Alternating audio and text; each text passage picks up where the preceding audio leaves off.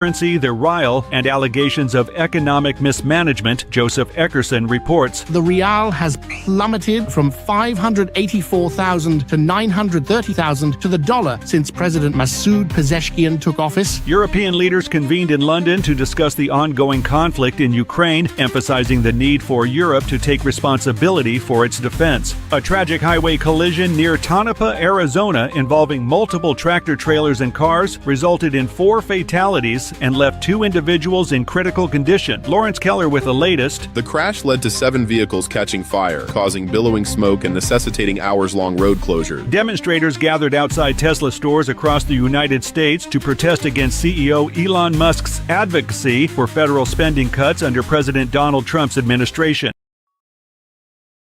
The opinions expressed on this program are those of the host or guest and should not be interpreted as statement of fact. Independent fact-checking and corrections are encouraged. Can we get a cup of coffee in here, please? That's good.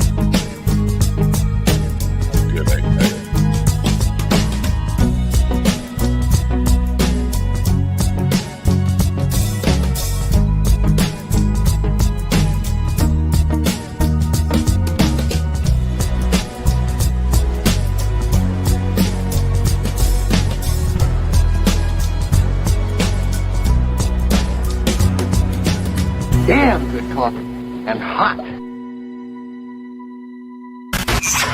My dog is your mind's best friend.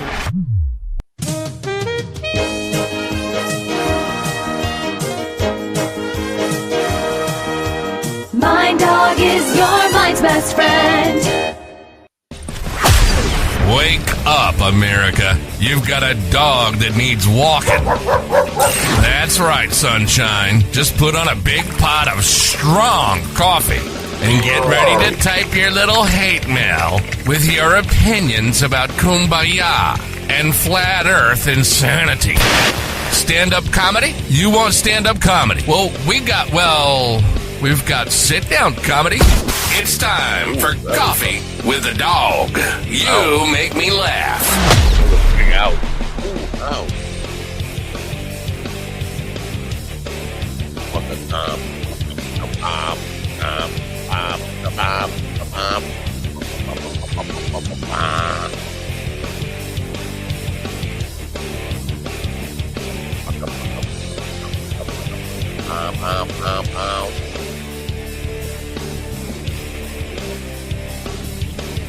What happened there?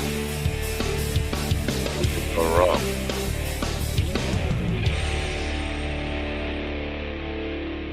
I gotta be on guard because it's gonna go over, right? It's gonna play. No, it turned off. How about that? Turned off by itself. Good morning, folks. It is Tuesday, right? It's a Tuesday. My mustache is looking a little white there, isn't it? Tuesday, March 4th, which sounds like a command. 2025, March 4th, 2025. Here we are. The world economy is on the brink of collapse. Everything's falling apart. But I say good morning anyway, because what else can you say? Bad morning? Today we have Alan Katz with us in hour 2. Alan Katz is the Crypt Keeper. Well, he's not the Crypt Keeper, but he is the Crypt Keeper.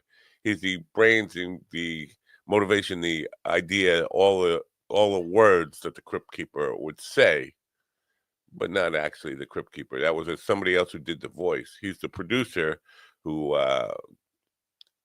originated Tales from the Crypt and other shows for HBO. But here's the deal. He's now a podcaster. Yes, how the mighty have fallen. I think he thinks of it as a good thing. Going from HBO and other television outlets and really big companies where you can make millions of dollars to this. Now, I'm assuming this is better than this, but it's still podcasting. But we'll talk to him about that, and we'll talk to him about the Crypt Keeper, and we'll ask him if we could be in a movie. Could you put me in a movie somehow? Can you hook me up? Just before I die, I could be the corpse. Put me in a movie as a corpse, and that would be fine for me. I'm looking a little white. Aren't I looking a little white? Do I look a little white to you? Like a white guy? Ooh, that was not good. That was not good at all. I could make myself a little redder. How about that? A little redder. That's better. A little more olivey looking too. So I'm browner actually. Olivey and redder. If you mix olive green with red, you get brown. I know this because I'm like a professional artist. I don't know if you know that about. I don't know if you know. I don't know if you know. I don't know that about me. Anyway, looks like Don King, Ron Kane,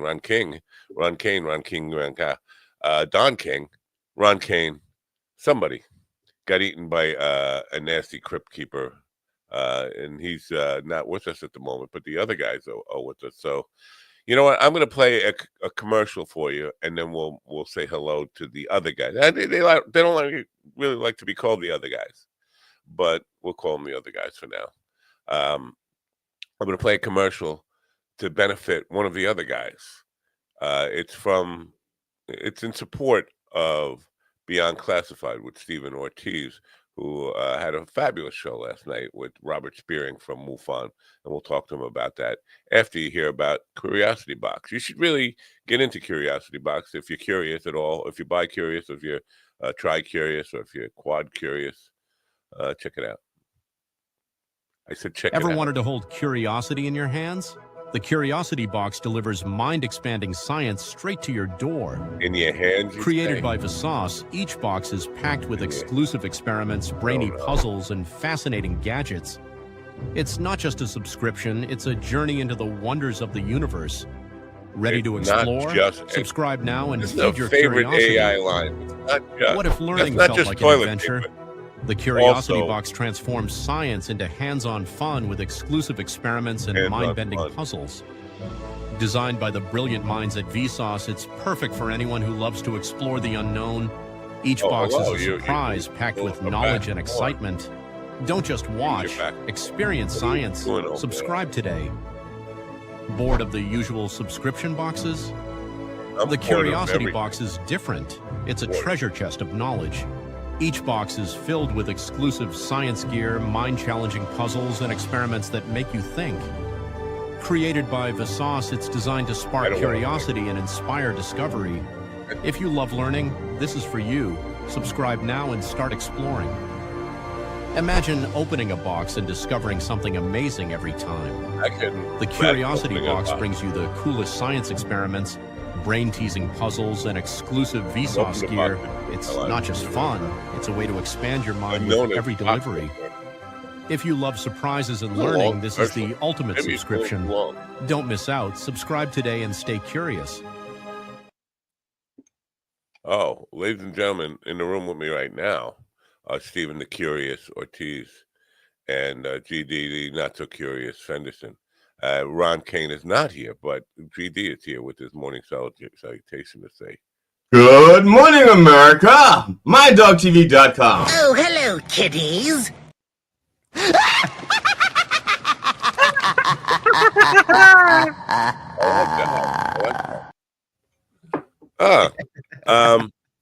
Did the Crip eat Ron? Do you know what happened to Ron? Actually, I heard they met at the IHOP outside of a hotel and they hooked up and they just haven't woke up yet this morning. Maybe you should do a show on that. Hey, the disappearances of Ron Kane. Yeah, let's go. Or the Crypt Keeper and his IHOP fetish. Very good show last night, Stephen. Before we talk about Beyond Classified, I just want to say yesterday, here's my day yesterday. As you know, I was told that I was the reason somebody was going to commit suicide yesterday. I don't know if they did. I called the police. I heard from 2 different police departments up there. They couldn't track her down. But I was told that I was the reason that she was going to kill herself. And then about an hour later, I was told by somebody else that I am the reason that bullying exists. So, but I didn't get it. I didn't get a trifecta. Nobody came across and said, "You know what? You're the reason that farts stink." It's not anything. How about you're the reason I was bullied, so I killed myself. In other words, past tense. That's You're the reason I was bullied, so I killed myself. That's it. kind of unoriginal because they're kind of copying off of the two precedents. Yeah, but wouldn't that be the trifecta, the actual completion of the previous two threats? I think the trifecta would be like, it's your fault I like penis. That's better. I see Steven's thinking along the lines of a true homo. So anyway, so I'm a bad person.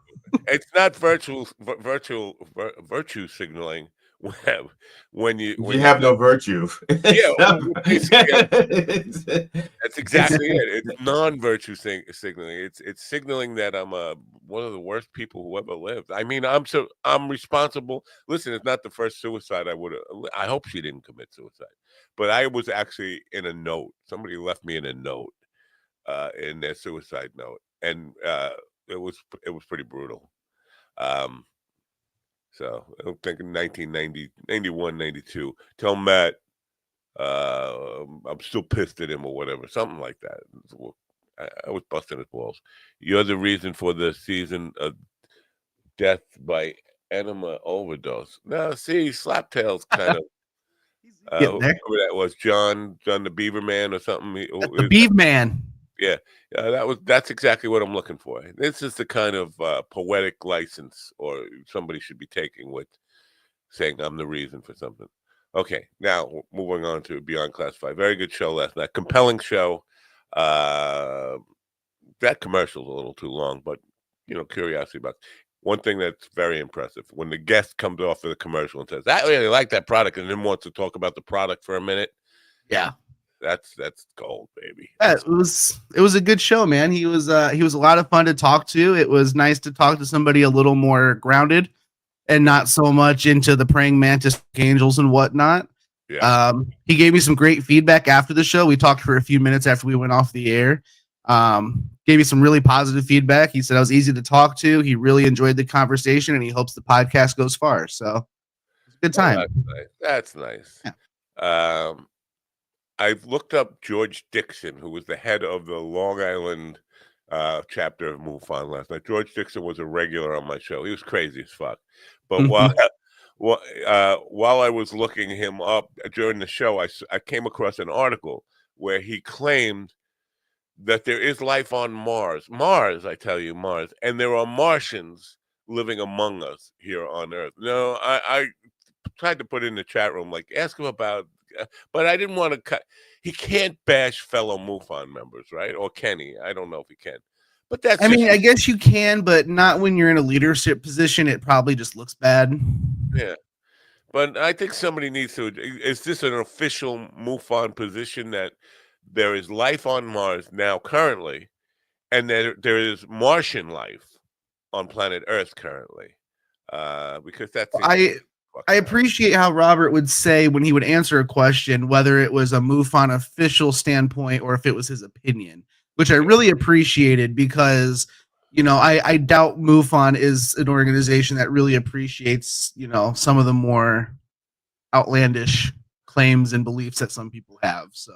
Yeah, but he does believe in not psychic alien surgeries, right? The abductions, and they're doing. He does, but I mean, if you look into it enough, it's compelling stuff. I mean, I've never seen somebody have an actual like microchip pulled out, or something that said property of Venus. Hold on. But okay. Sorry. But I mean, there are lots of people that's had shit removed, after their experiences. But I mean, in my opinion, a lot of it looks like splinters or debris or shrapnel. But I mean. Yeah, it's compelling stuff. Definitely go back and rewatch the episode if you missed it, guys. We had a good conversation. We talked about some really fun, interesting things, and gave you a lot to think about and look up for yourself. So, talk about exhilarating. Nice. I think Rumble did very well last night.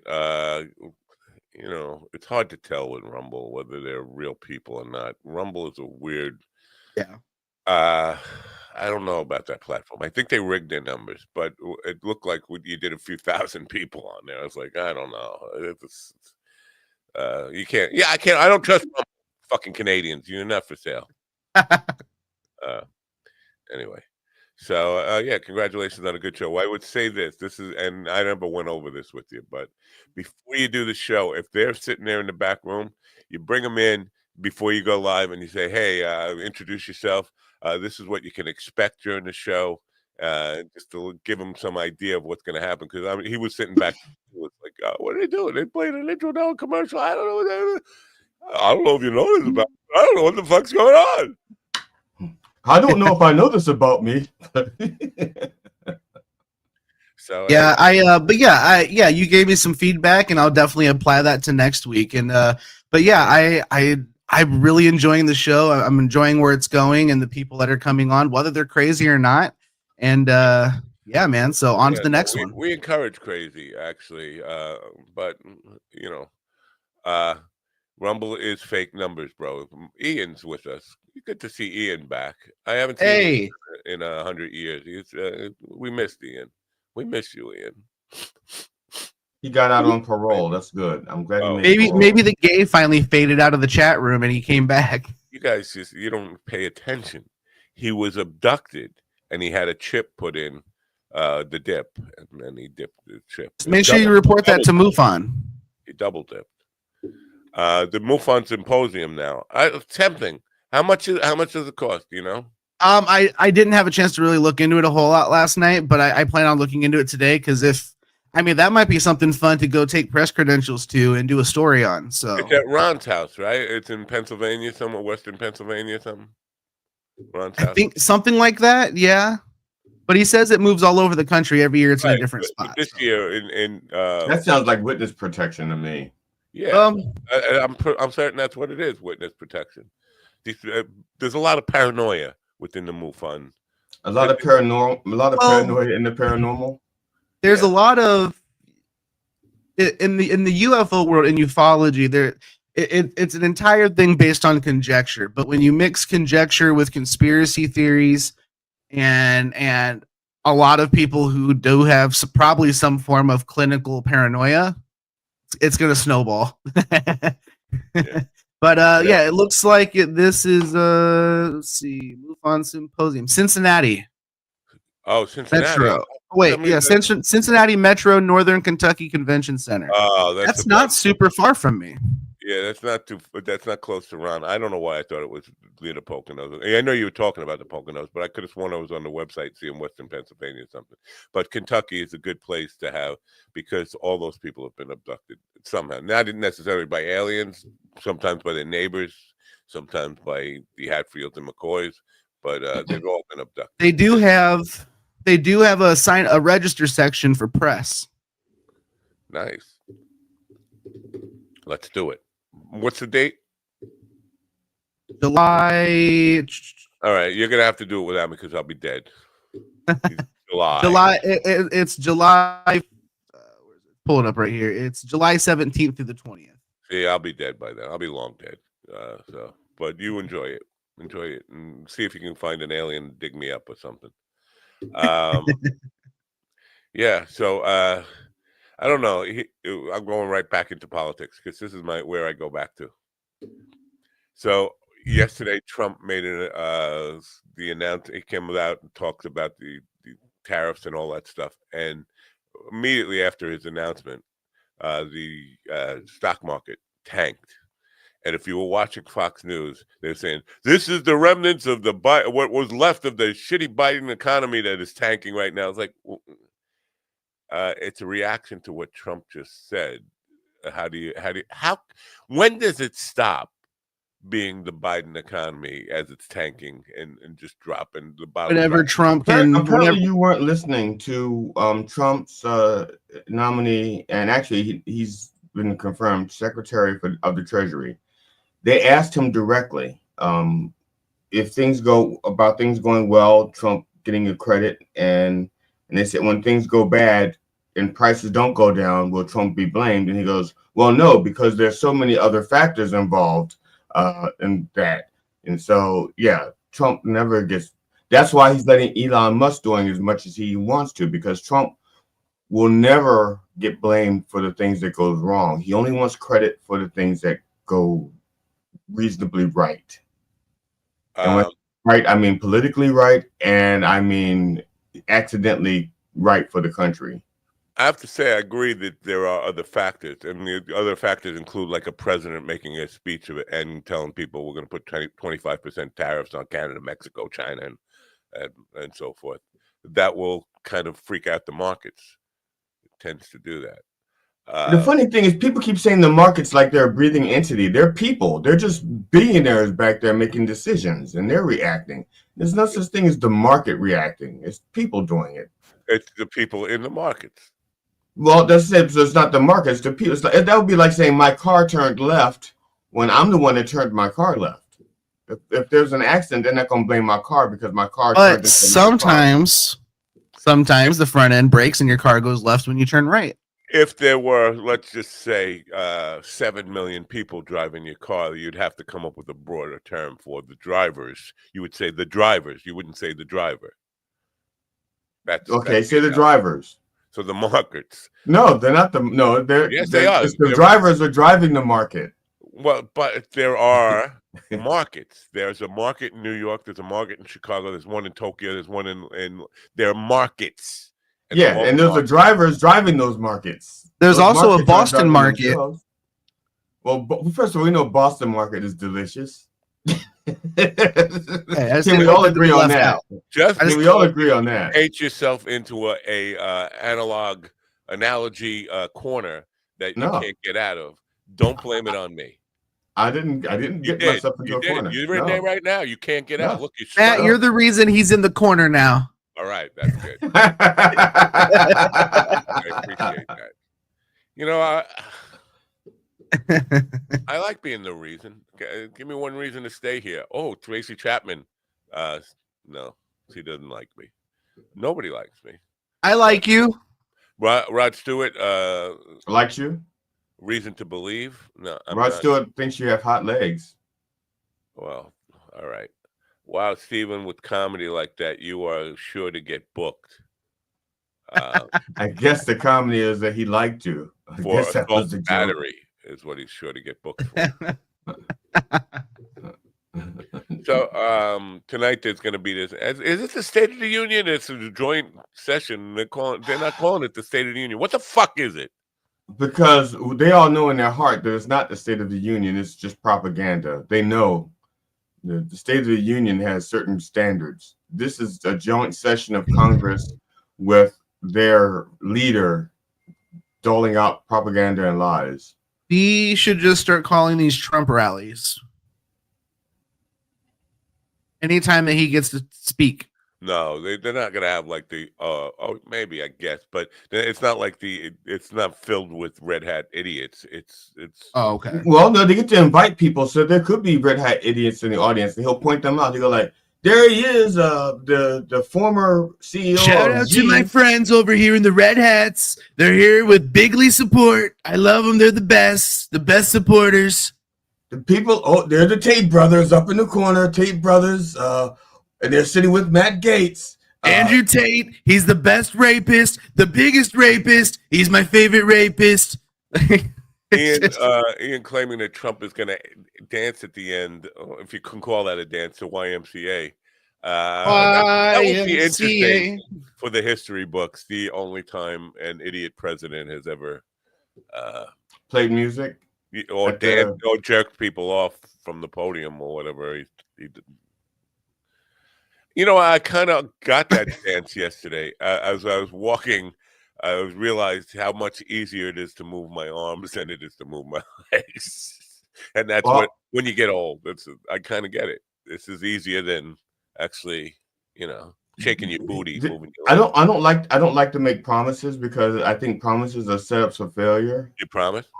Yeah. However, if Trump does mime his jerking off two people at once, if I'm elected president after Trump, I will literally jerk off two people from the podium at the State of the Union. Steven, you in? You in? I'm down. Let's go. If I'm elected, if I am the 48th president of the United States, I will jerk off two people at once from the podium during the State of the Union, during my first State of the Union. I'm a lot of work. It would take, you know what? They're usually long speeches anyway. But for me, it's gonna. Yeah, take man, you're gonna have to do at least 45 minutes to an hour. It will take you 2 hours at least. Oh yeah, see, I'm not old. I don't need 2 hours, but I'm gonna need at least a solid 45, man. And I will also finger my vice president, whoever she is. I would do that from the state. It's probably gonna be watch it be JD Vance again. I said she. I said my vice president. I get to pick my vice president. I'm not picking MIA Vance. Maybe it'll be MIA. Maybe it'll be Vance's couch that runs for vice president out of spite. He put out a tweet this morning. I hate to give this guy any more attention because he loves attention, and not that we are really, I don't know, mass attention. We have attention that goes unnoticed. But free speech under the gun here. He says all federal funding will stop to any college, school, or university that allows illegal protests. Illegal protest. There's no such thing as an illegal protest as long as it's peaceful. If they're not hurting anybody. Protests are illegal. All protests are legal. Agitators will be imprisoned or permanently sent back to the country from which they came. So if they're from the United States, he's sending them back to Kentucky. He's just gonna put them in he's gonna rile them, gather them all up. Oh, Ann says good morning. They're going to put them all in one of those military planes and fly them around the country and then bring them right back. Yeah. American students will be permanently expelled or, depending on the crime, arrested. No masks, all in capital for no masks. Okay, you're not allowed to wear a mask if you want to wear a mask. But if you look at his Trump supporters, most of them are wearing masks, especially the Nazi ones. Right, and you're going to tell the KKK people no masks? You're going to tell them they're not masks, they're hoods. Yeah, and they're transparent now. You can make them transparent. Thank you for your attention to this matter. So it sounds like that free speech stuff was a lie. You think he lied? Like the Reverend said, he's in a way because he made himself look really stupid on the world stage, and so he's got to do some things to distract, and these are the distractions. He wants to forget that he is fucking things up royally. Well, I'm just confused as to why Trump is so anti-mask when we just got we got the prototype drawing for the new masks for the new pandemic. These are the 2024 MAGA masks, 2025 MAGA masks. Yeah, and those will protect you from any spooks, gooks, or chinks, and will keep you from getting sunburnt. Put the mask back. Put it back. Mama, don't you know me, Mama? I'm your son, Samuel from Alabama, Mama. I can't see fucking shit out of this thing. Slappity, slappity, slappity, slappity, slappity. All right, you can look. It's like Trump dancing. Okay. Yeah. I couldn't figure out how to jerk off. Did you see that? It took me a second. I was like, "How do you do this?" Oh yeah. Are you in the Klan, or are you just happy to see me? Speaking of, are you just happy to see me? YouTube has come out with this new thing called Dream Screen, and it's AI backgrounds for if you do it from your phone. For shorts and stuff, and you can say anything into it.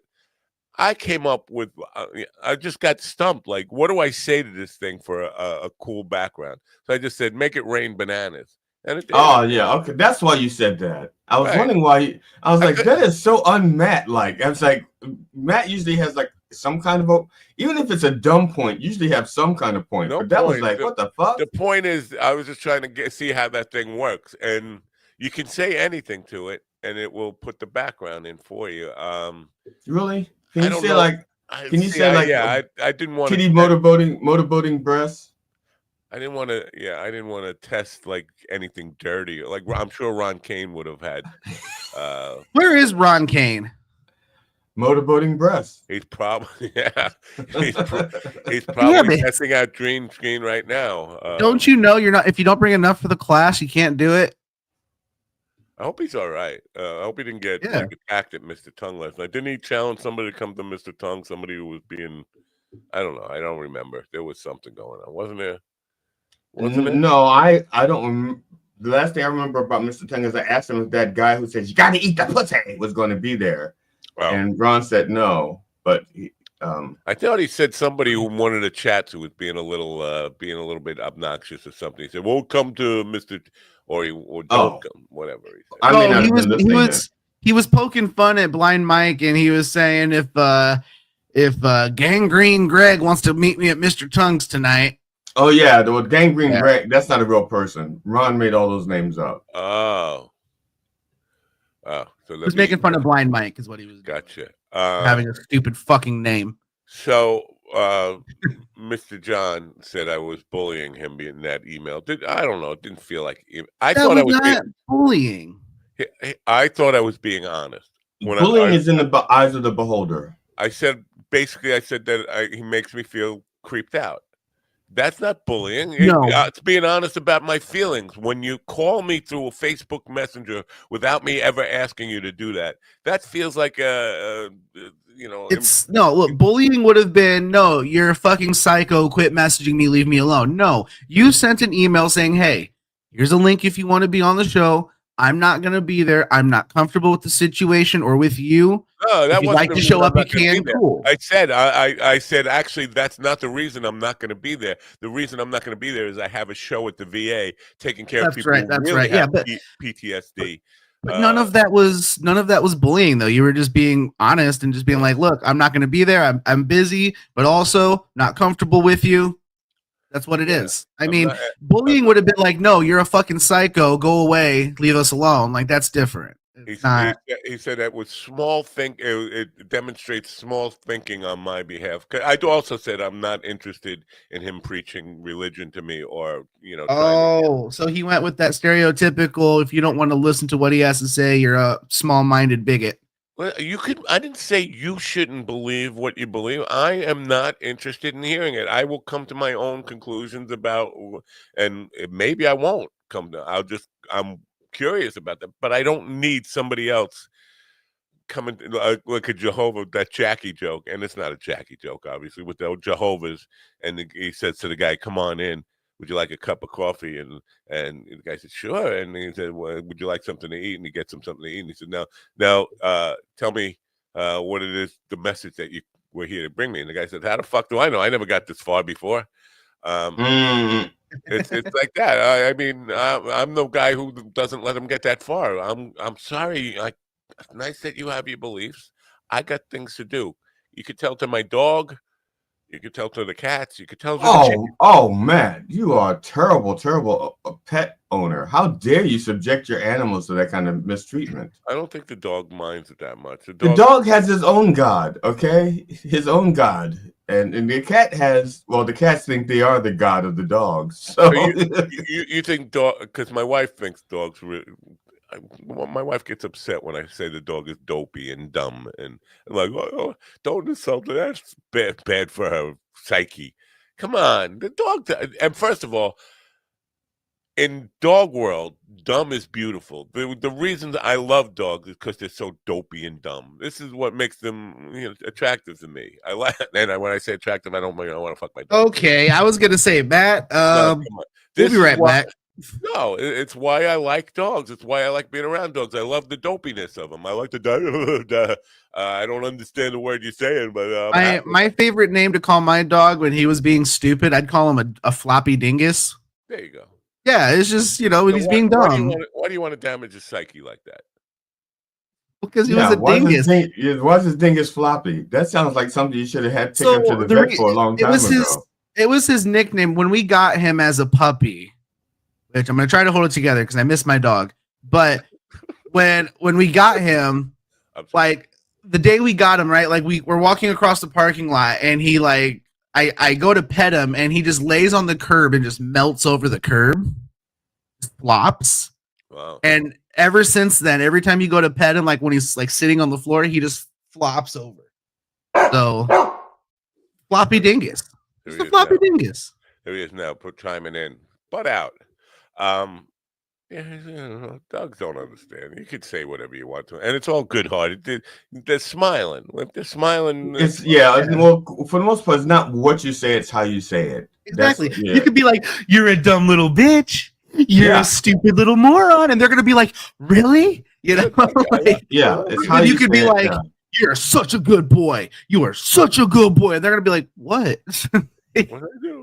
Stop. Unless they understand, because our boxer did understand quite a few words, and so you could, I mean, our boxer, he was so fucking smart. He's telling me my paper route.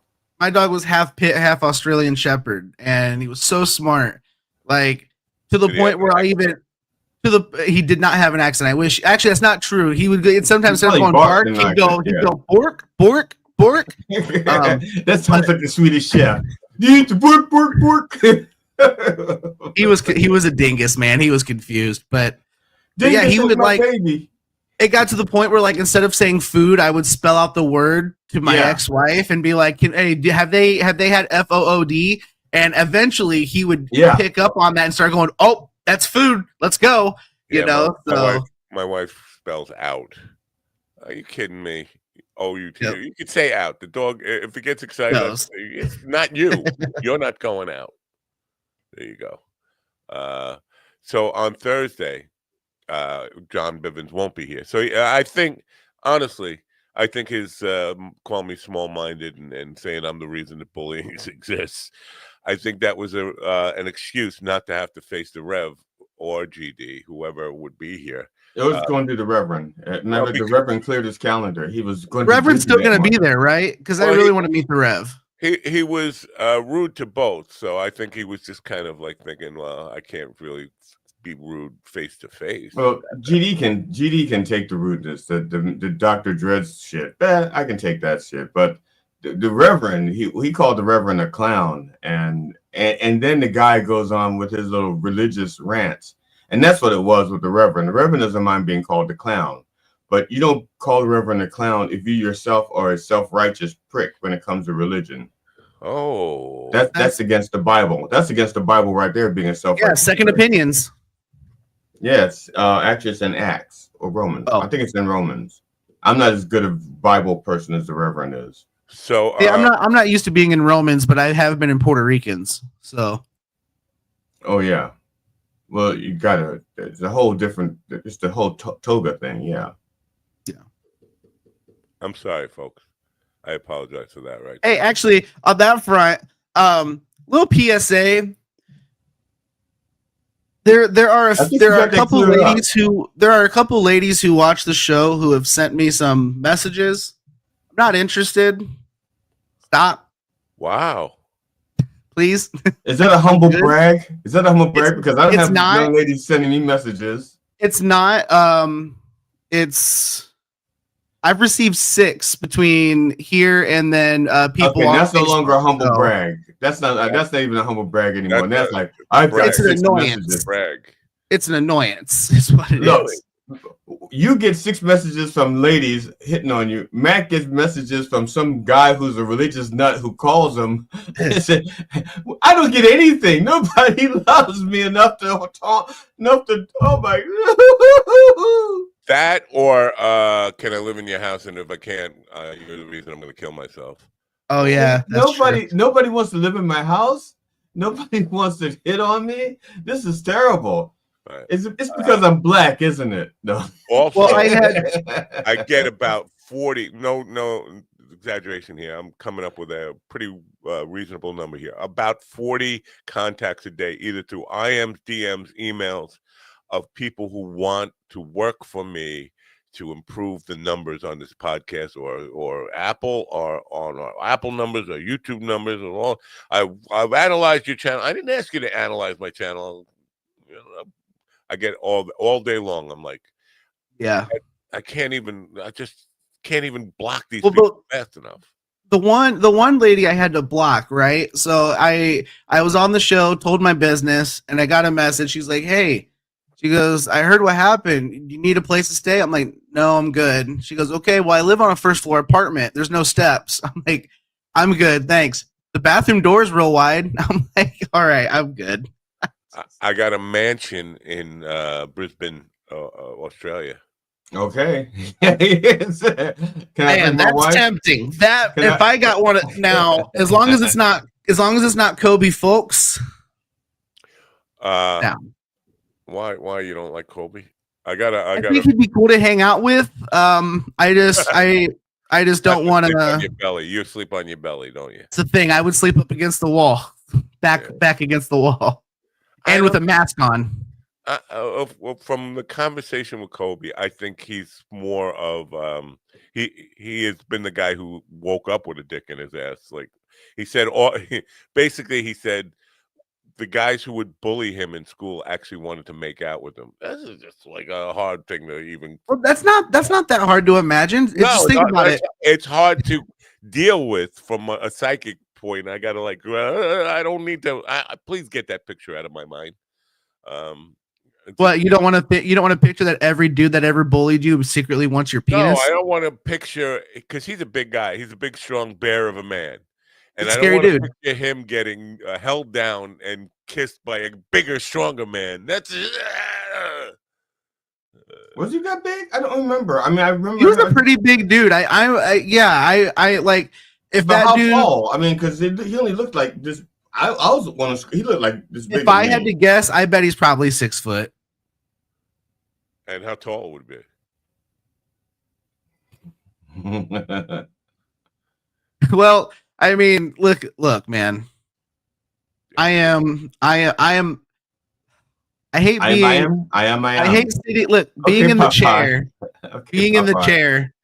Okay, the taller the guy is, the closer to dick level I am, and it makes me uncomfortable. So I have to eyeball it so I know how close I can get to this person before I'm just talking to their penis. Boy, see, I was just gonna try and do an Aussie accent. It almost sounded like hillbilly. I'm not even gonna try it now. I'm not gonna attempt it. Good brew. You should get good brew. Throw a whole fucking thing in your coffee, or snort it. And your gut will be better. Your farts will start to smell like roses. Good brew. The link is. Can you pour it into a woman and then drink it out? Yeah, you can use this as stop ringing. Hold on, I gotta close this down. Shut up. Thank you very much. You instead of like snorting coke off a hooker's ass, you could snort this, and your get good bacteria in your gut. Talk about exhilarating. That's nice. Were we planning on harassing Alan Katz with this?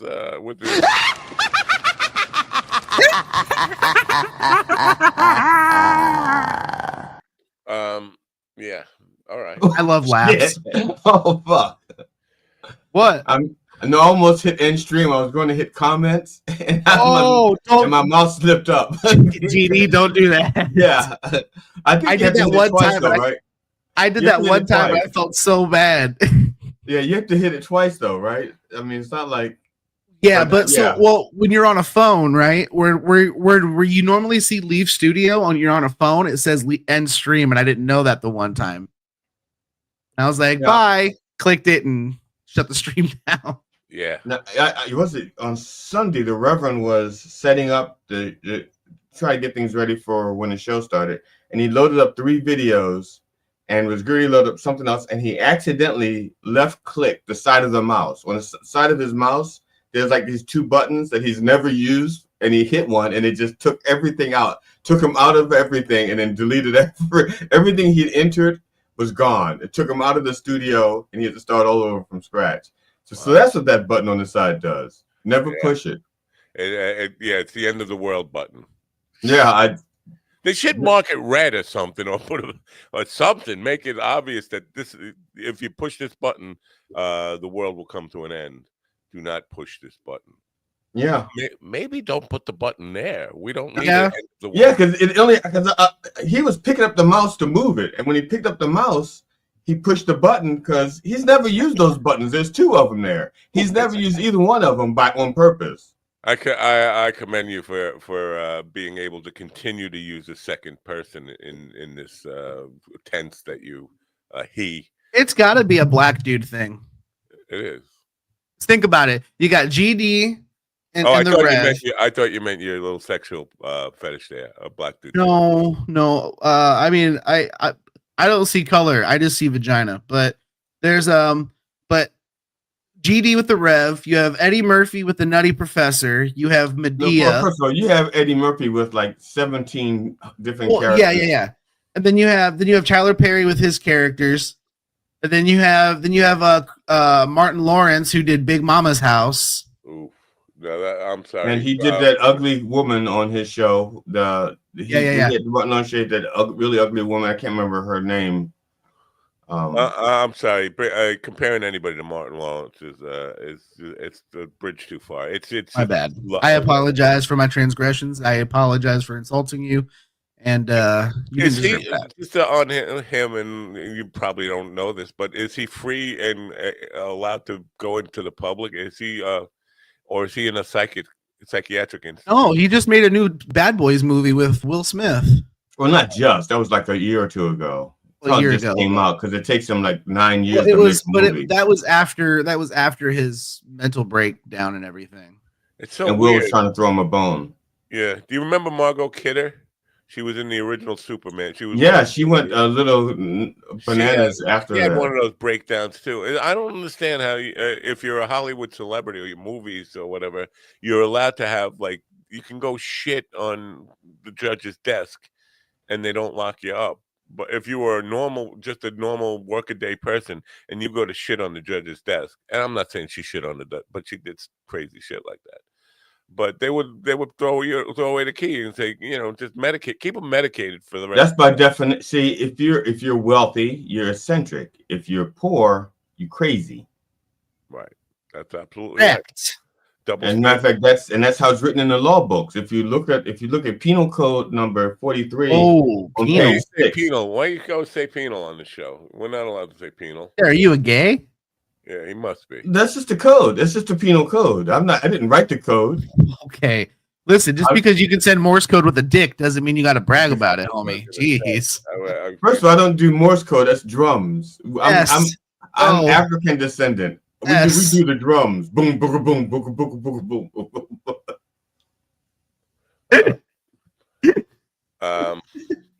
I just feel like I can see you do that to your wife's tits. Like, this is foreplay, honey. I got in trouble with my wife after I paid her a compliment yesterday, a really beautiful compliment, and she was just staring at me agog, like she didn't know what to do with the compliment, and it was sincere.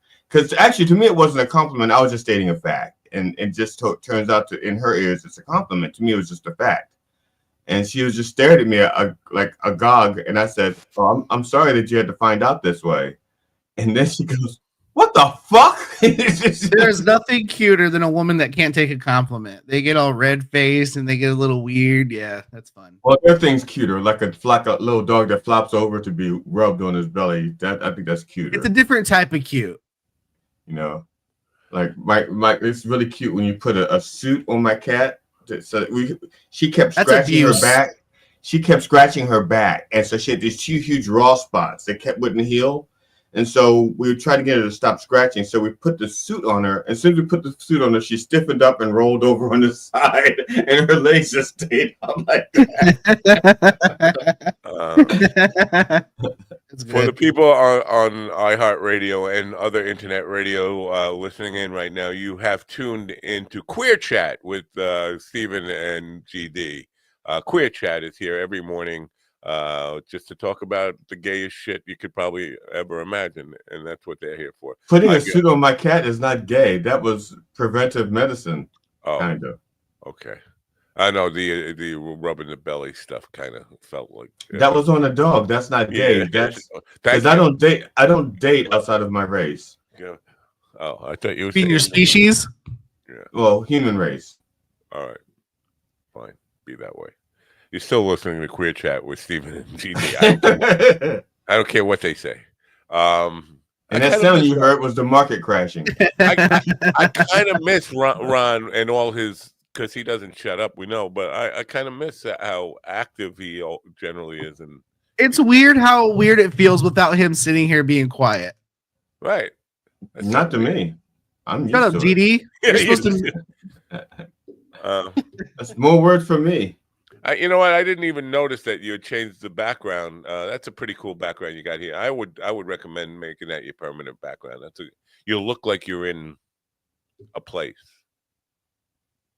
I am in a place. No, most days you don't look like you're in a place. You might be in a place, but you don't look like you're in a place. It looks like you're in front of a green screen, which is not a place. Yeah, it is. It's like Greenland. GD, it's like you're in a place doing a thing. Oh my God, no. You know, because Greenland is a place. A green screen could be a place as well. Can you make rain bananas behind you? I could, but why would I do that? I'm not that appealing. Ha ha ha ha. Ron, that was terrible. Yeah. I actually didn't get it at first. That's how slow I am. Ron's somewhere getting into shouting matches about Flint, Michigan water. With who? That's what I want to. With the governor of that. No, not the governor. The mayor. I think the governor was implicated too in the dragging his feet of providing a fix to the fuck up. Yeah, there was a class action lawsuit, and the government lost. Yeah. So good for them. How much money did they get? Did they all get rich? I think I don't know the answer to that. Because you know how they drag things out and appeal them and shit like that. So I don't know what the current status is.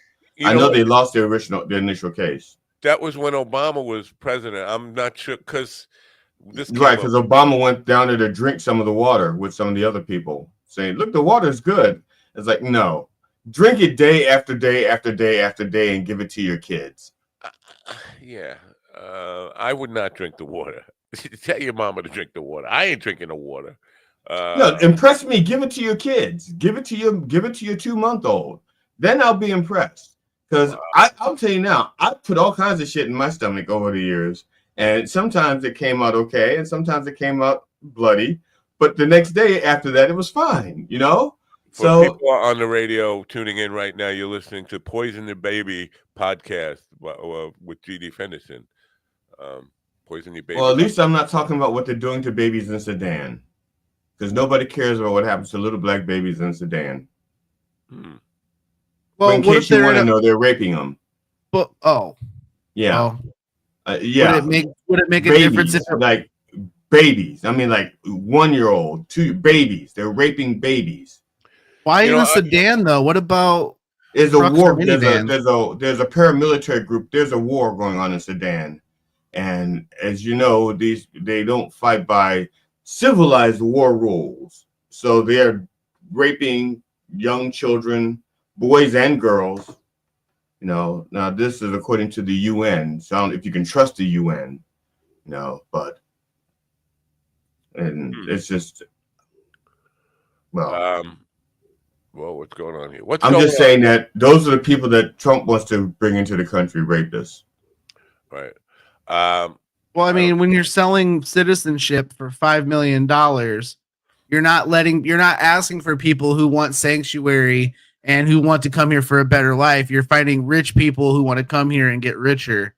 Or they're rich people who want to come here for a better life because they know if they stay where they are, they're going to be beheaded or they're going to be thrown in jail because we don't know how they got their millions. Well, we all know he's a strange mix of insane and stupid. I think they call that narcissistic. Whatever it is. That's this claim that there are, I think he said 10 million people were going to buy these $5 million gold cards.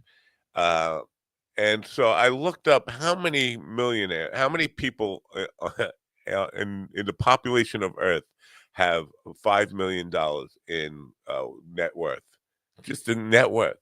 And it was like 8 million. So first of all, there aren't 10 million people who have disposable $5 million to buy a card. But now you're assuming that all those 8 million, even if there were 10 million, you're assuming every one of them wants to spend it all to come to America. So there are people who actually have a net worth of $5 million that have to spend their entire net worth for this gold card to come here and then be penniless We know he doesn't like penniless people, but that's what you would get if you had somebody with a $5 million net worth. They spent everything they had on their card to come here.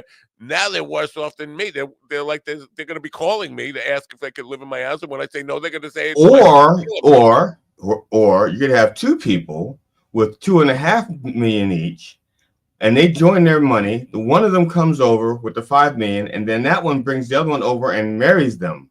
And then you have two people for the price of one that become citizens. A Chinese proverb about twin brothers or something like that? I don't know. It sounded like you were going yin and yang on me.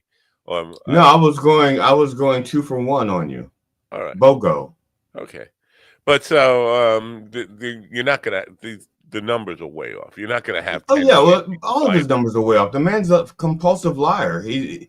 That's why I'm impressed when he can stick with a lie and say it more than twice. Like the $250 billion that we gave to Ukraine.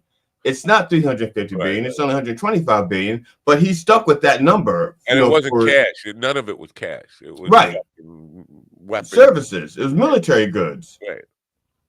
And the money was spent in the U.S. with the military industrial complex, people who make the weapons. Yeah. But the fact that he could, but what impressed me is the fact that he stuck with that number, because usually the numbers go up. It's how he feels. It's like, you didn't know this, but it's $450 billion now. It's like, so you gave him another $100 billion because just 2 weeks ago it was 350. Yeah. 350 now it's 450. 350. Well, I would not dispute that he's the world's most prolific liar. At least in my lifetime, I've known a lot of really bad liars, but I have never seen anybody who lies as often as him. But I don't think that case was lying. I think he truly believes, he fantasized, or he's bad at math, first of all, but he's also, he truly believes that people just want to spend $5 million to come here.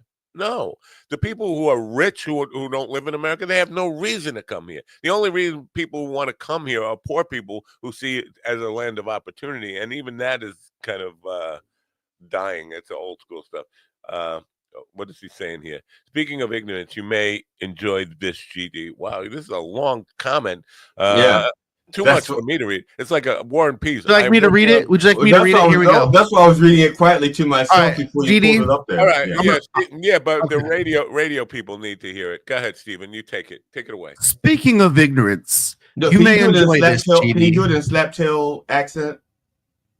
I didn't know he had an accent. I don't know how to do his accent because he's from Michigan.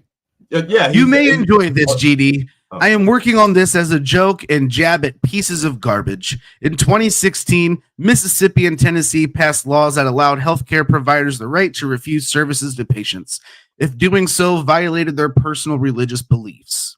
That's amazing if you really think about it. I thought banjo-playing, cross-burning white supremacists would enjoy euthanizing or aborting black and brown babies. Who knew?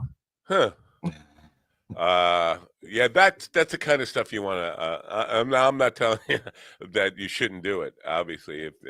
But I could just see that's a joke that we'll get. John Beavers is a connoisseur of dark humor. Provocative. Now, I appreciate the sentiment. The only problem is if they believe that aborting little black and brown babies is good, then it's not against their belief system, so they'll do it. That's the only problem. That's the only problem with if you have an autistic person in the audience who's going to say that doesn't make. I've had that where somebody go, that doesn't make sense. I'll go, no, it does make sense if you actually listen to what I said literally. You've missed a few words. I've had people call me out on things. I said no, you missed the beginning. Well, at least they didn't call you up through Facebook Messenger. So that's because these people are Carl Hamburger and them. They don't know a damn thing about how to they don't know how to use that technology. We really need to address Mark Zuckerberg and say, why do you even allow strangers to just call me through Messenger and make my phone ring with their name coming up on it?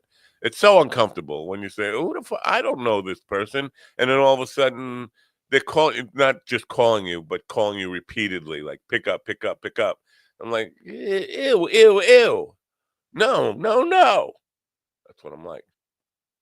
You would pay to see that, wouldn't you? Me? No. You don't want to see me just in the corner going, ew, ew, ew, no, no, no. Yes, please. No, that's I get that on first. I used to get that on first dates all the time before they got married. That's sad. That's not true. Yeah, but I mean, to have me, the person who is responsible for bullying, being a thing, I think it would be slightly entertaining. Guys, but I think you're only responsible for bullying old black people with PTSD. I don't know that your bullying has gone beyond that range. You know what? I forget that he's black. The praying mantises. Hey, the praying mantises have told me Ron might pop in at some point. Oh wow. I'm not saying that I am colorblind. I'm not saying, but with weirdos and people who are stalkers, it doesn't matter if they're black or white. They're just crazy people. I just want to run. I just want and a little bit of gray for hermaphrodite. Sorry. Yeah. Right. All right, let's listen to the oldest news. This is this morning. I don't know if you caught this in the video piece. Here with the latest. I was like, here with the latest. Come on, tell the truth. He just means that he's late. Yeah, tell us he's late. We're not close to the latest. Here's the news, folks. Whip your dicks out.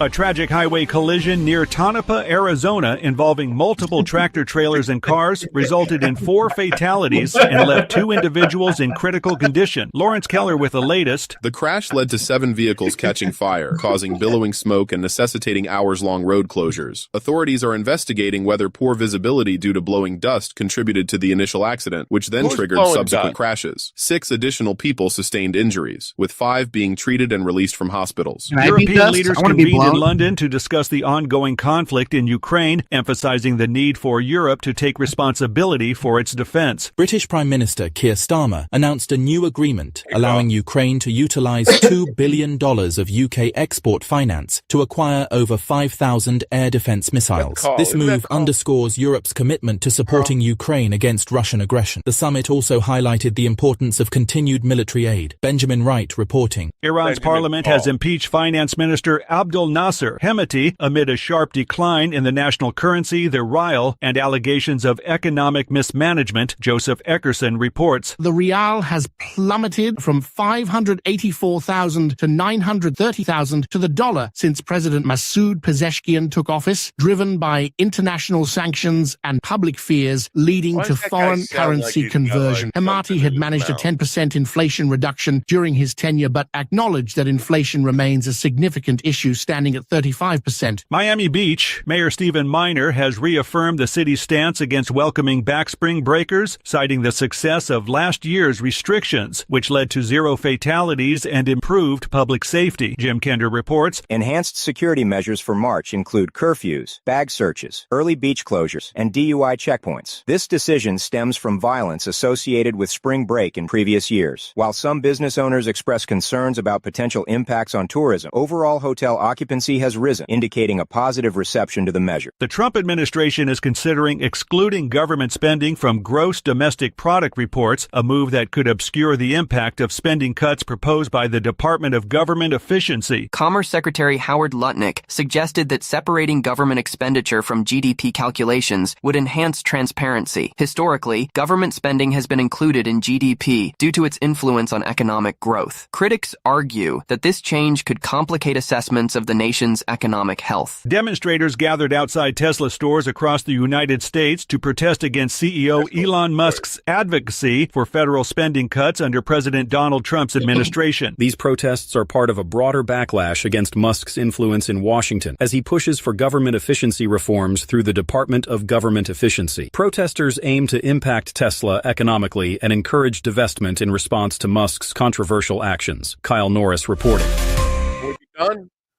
Wow, that was really quick. I just said, can we be done? And it was done. So Musk lost $29 billion yesterday. I don't think fucking who. Yeah, he does. He's not in it for the money right now. He doesn't care. He's got a different mission in his brain. He's in it for domination and control. He's playing the long con. Money too. Yeah, let's be fair. I mean, to say he doesn't care about money, he does care about money. Well, right now, I'm just saying. Right now, he's got a different obsession right now. See, because he's not your normal billionaire. He has an obsession, and his current obsession. Billionaire. Right. Normal billionaires have obsessions. They're usually an oxymoron. Normal billionaire. I mean, normal for a billionaire, because they have these obsessions, and they're about keeping score. And as a general rule of thumb, they keep score with money. Mm-hmm. Now, in Elon Musk's thing, he was like the richest man, which is like the big title. I've won, but he wanted more. There's other things he wants as well. He's like I said, he's got other obsessions. Mars. He wants to own his own country, which is basically that's why he wants Mars. If he can get there first, he can claim it. Own his own country, doesn't he? I think it's called the United States of America. Well, no, he doesn't own the country though. He owns the power structure of the country, which is slightly different. Because that's kind of transitory. It could be taken away if we get together and do it. No, I now on a slightly different note, I think that because I was just looking up to see how much money Europe has of Russia's frozen assets, and they have like roughly 200 billion US dollars, I think it is. They could take that money and give it to the Ukraine, use it to help Ukraine, I should say. Ukraine or Ukraine? Our Ukraine. Okay. Why am I getting all this now? Getting inundated now. Wharton University of Pennsylvania is inviting me to bring on some of it. Wharton is a business school, right? Yeah, I think they should. Maybe they have a science department, and that's why they're reaching out to us. Because like MIT has an arts department. Oh, they found out we are number 3 in physics. Yeah. So how the fuck did that happen? What? Why are we even ranked in a science capacity? Because there were only 3 podcasts that did it, and so here's the thing: if you're number 3 in physics, my podcast is going to end up number 1 with people talking about physics no one's heard of. Hold on! Don't you be pushing us out? Don't you have a non-compete clause? You can't nope. knock it. Matt, what the fuck is wrong with you? You didn't give him a non-compete clause? I've had on this morning show. Oh, look, Ron's in the chat room there, doing anal something. He's anal. I don't know. We on the Mind Dog TV. Oh, he's here now. So if you say anal, it's like Beetlejuice. You just say anal 3 times. See, I knew it. See, I told you the praying mantis told me he would be here. Ron, you say anal and he pops up. Yeah, that's it. 3 times and I pop up. Wow. What was I saying? Do you remember what I was saying? Oh, on the 836 of these Coffee with the Dog. The other podcast is up around 2,000. If you put both of them together, nearly 3,000 episodes. I think I've had maybe 10 legitimate science physicist type people. Howard Bloom is the one that comes to mind. I don't know if you know Howard Bloom, but he invented Mind Bloom. He has a theory of everything. He's a guy who was a publicist for Michael Jackson at one point, but also a world-class physicist, and has his own little theory of everything, and was talking about time, the cosmic donut, all this kind of shit that I was way over my head. Like the universe is a donut, and on top of the donut, time goes in this direction, and underneath the donut. No, he said bagel, not donut. He's from Brooklyn. That makes a difference. That does make a difference. It definitely does. Yeah. Donut is American and Copish, and bagel is Jewish and New Yorkish. So. And also, you can have a kosher bagel. I don't know if you can have a kosher donut. You can't have a jelly bagel, right? Jelly bagel. Talk about exhilarating. So, basically, the point I'm making is we've had maybe 10 of those people on, but Good Pods probably only heard those 10 episodes and say, "Oh, this is a physics podcast." Excuse me. Well, they had AI search it, and AI goes, "Look at this show. This they do it all the time." Yeah. So yeah, give me a good background for my YouTube dream screen. What should I tell it to do for me? I when they ask me, You can do anything you want. A banana's raining. Make it rain bananas. Okay, UFOs abducting cows. There you go. See, now that's a little more creative than I came up with. UFOs abducting crowds. How do I do this again? Oh, I do this. I've never seen your setup. I have no idea what you're doing. I made a song for Matt, a little intro for a segment. Let's Is that why you're late today? I can't. Give me your best and hardest. Give me your best and hardest. That's tasty.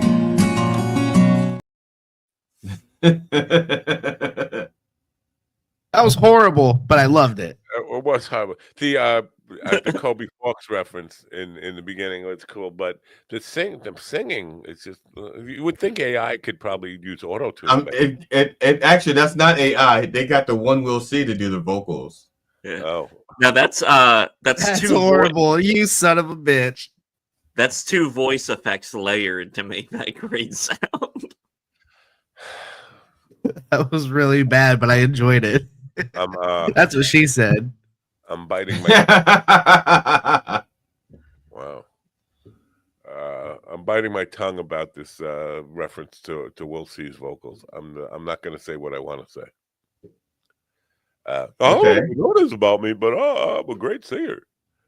I don't know this about me, but I'm black. No, I think I'm gonna say this. When I hear Will, and when I have heard Willie sing, he actually sang on one of my songs that I gave him to sing on. He reminds me. I don't know if you remember the original Jungle Book where Baloo the bear. Look for those bare necessities, those simple bare necessities. Try to think of a hip hop song, and it's him doing it with that voice. That's I mean those bare necessities. That's why a bear can rest of these. Those simple bare necessities of life. You're gonna get us a copyright strike. Stop. Michael Jackson Thriller with that voice. Oh, this is Thriller. You gotta be like the Bear's Daughters. That's what I mean. If you're just joining us, you're listening to the Retard Podcast. I don't know if you know this about me, but I'm black. I didn't know this about me. I'm black. What? I don't know if I knew this about me, but I'm black. I knew that about you. One ball gives him great falsetto. No, it doesn't. I would love to hear him try anything except that, voice. Dude, look, man. Even before he left the show, I immediately had to stop following him because the singing videos. Dude, oh man, it was so bad all the time. Auto tune, the fucking echo, the echo effect. It just. I had told him 100 times, kill that fucking reverb. You're overdoing it on the reverb. You sound like you're underwater. And the looks into the camera, like the camera's right here. He's like singing into the phone up there, and it's just the gayest. Well, it didn't help that he had that Kelly person telling him that he had sexy eyes and everything else. That's why he would always look in the camera. Kelly,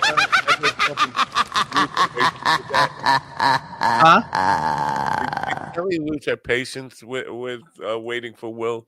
Because I don't know. I don't know if you know this about Kelly. Will was not her first target of fan club. First there was Carl, then there was Husky Boyle, who you guys I don't think you've met, Brett Brock, and then Willie came along. She tried me too, and I blocked that shit real fast. Wow, so you were going to be the fourth in line. And the Kelly train. This motherfucker had no interest in skipping that line. No, sir. I didn't even get in the line. I'm good. But so the question I have, because I don't see either of them anymore. I don't know if they blocked me or I blocked them, but I don't see them on social media. Is she? Because she started a fan club for him. I still see occasional posts. Like she posted yesterday about his wife doing something or selling something or whatever. Wow. I don't know. Wow. All right. It's time to.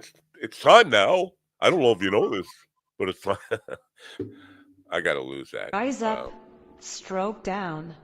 Yeah. It's play the Crypt Keeper sound effect again, just one more time. Oh, hello, kiddies. That's not it.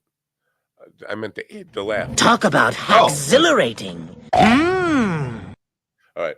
Over the course of his writing,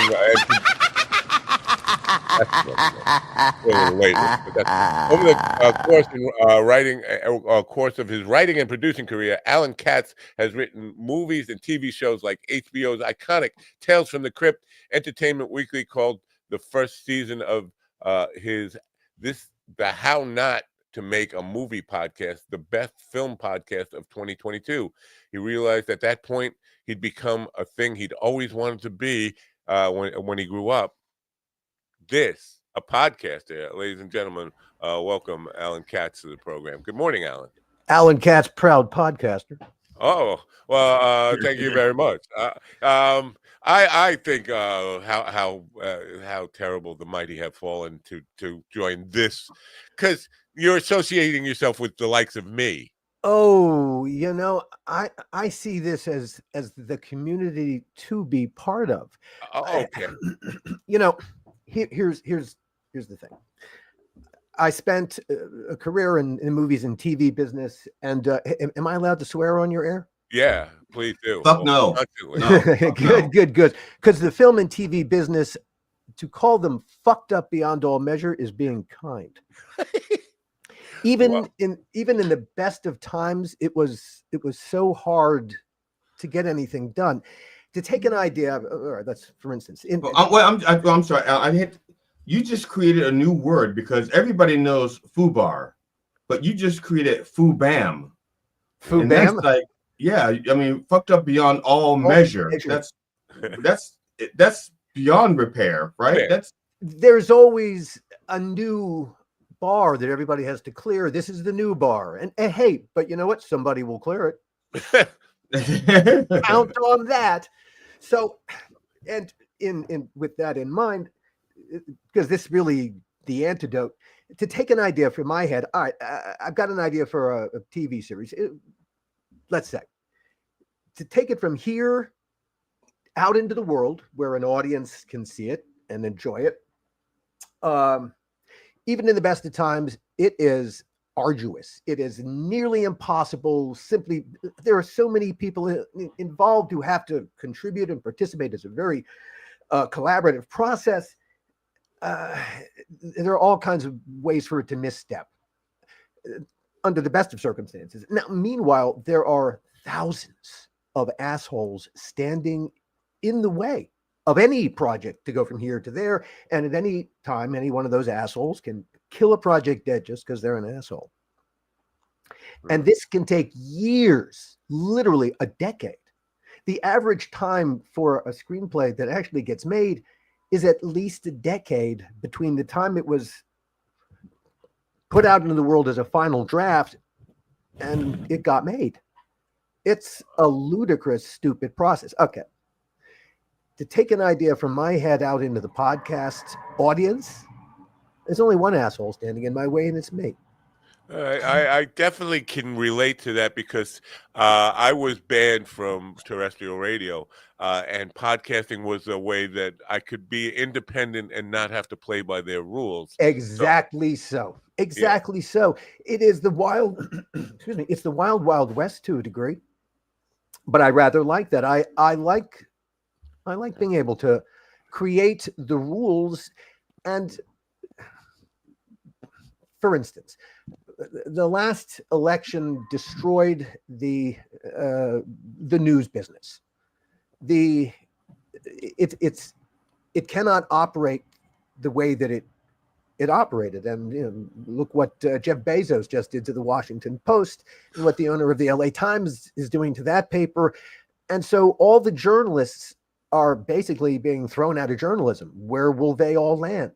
Well, a place like podcasting is the perfect destination because there's no corporate overlord telling anybody what they can or cannot say or think. Oh, interesting topic. Our relationship. However, there are algorithms, and so they can be buried underneath of a whole worse bureaucratic bullshit than you would see at the Washington Post, because the Post can get a new ownership, but once the algorithm hates you, there's nothing you can do. Well, here in the podcasting world, it's all content driven.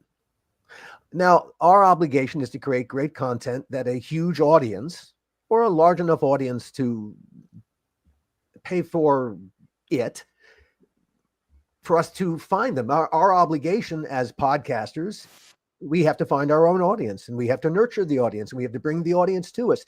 But that relationship with our audience is peer to peer. Yeah. And hey, that's how the money flows too. The only person standing between our audience and us where the money is concerned is Stripe or whatever credit card company is standing between us and taking their cut. Otherwise, there's nobody else in our way. And that it is the taking it back to its core. I would describe this as the Napster effect finally coming for everybody. Right. I hear you. Napster destroyed the music business because, well, okay, prior to Napster, if I wanted to get new music, I'd have to go to a record store to buy a record or a CD or a cassette tape or an 8-track. And of course, the prices that the record companies were charging for new music was obscene. But Napster suddenly, I didn't need to go to a record store. I didn't need a record store. I didn't need a record company. I could share my friends' music and they could share mine with the whole world. And suddenly the way the music business worked prior to Napster was a musical act, a band would tour to support their album sales because that's where the money was. But when Napster destroyed the value of the recorded music, the whole business flipped. And suddenly, because you were giving away the music for free, more or less, now you were basically giving the music away to support the tour because the live performance, merch, and all the other ancillary income streams, that was the business now. Well, that peer-to-peer breakdown of the original delivery system of the service really came for everybody. Hey, what are Lyft and Uber but peer-to-peer taxi drivers? Yeah. And really and truly, hey, what is YouTube but peer-to-peer TV and feature films? That's a fair point. Now, independent media, because first, I want to just go back to the movies for a second. Yeah. I've drifted far afield. Everything you said gave me so much food for thought and inspired conversation. But I know when you talk about the movies and going from script to actual film takes 10 years. Because this year, every year with the Oscars, I never saw the movie that won big time, but this year there were a bunch of movies I never even heard of. It's like they've never been advertised. And Ron, who is our show business correspondent up there, I asked him, is that an independent or is it like a studio thing? And he said, I think it's independent. So I'm thinking of whatever that big winner was this year. But so is that Anora? Yeah, that's the one I was referring to. So is the studio system dead? Is independent media and that's basically almost the same as podcasting, although they're getting funding from somewhere. Independent movies replacing the big studio productions in television and film? Well, Netflix changed everything. Netflix, Naptaflix. Yeah. That changed everything because they're both a TV company and a feature company. And hey, the feature films play on their platform that goes into everyone's home. They don't have to release anything theatrically. Right. And so the whole distribution system changed. Right. So if I can make a feature film for at a certain dollar point, well, okay, I could probably, make my deal with Napster and everyone will be okay. In TV, it's a lot. It working a lot of the same way. Everyone, the idea was if you could sell a successful TV show, you would be made for life. That is not the case anymore. All the numbers are way, way, way, way down. Yeah, because it's all smaller. Where feature films are concerned, there are two kinds of movies that are getting made now because it's all anyone understands. They're really big. The studio movies are Marvel movies, the superheroes, and big scale projects. Right. Or the teeny weeny little independents. The middle is gone, like the middle class. It's gone. Right. And the studios don't know how to do the little movies. So yeah, that's where the independents go.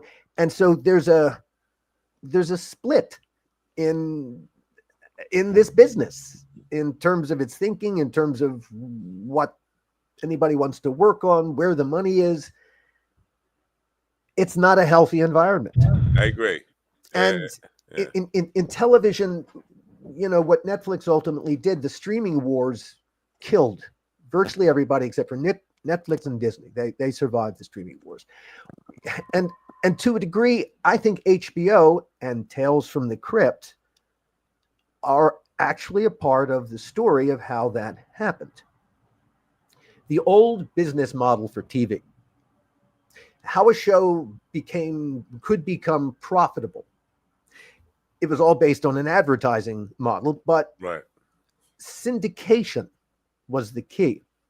When you make a TV show, the person who's going to play it, let's say NBC, the first time they play it, that license fee that they pay, and even the first rerun, that second license fee, it's never going to pay for the cost of production, unless you're going to do a community, a community theater thing. It's never going to pay for the cost of production. So you would get a deficit partner to cover the actual cost of production. We lost your audio. I don't know if you can hear us. Yes. I apologize. I talk with my hands and I accidentally hit my mute. So you're Italian, cazzo. Hey, the first ghetto was in Venice, and that's why it's an Italian word, ghetto. So I might have passed through there. It's entirely possible. They may be the first, but they will not be the last. Absolutely not. Hey, apparently the world liked that invention. Weird.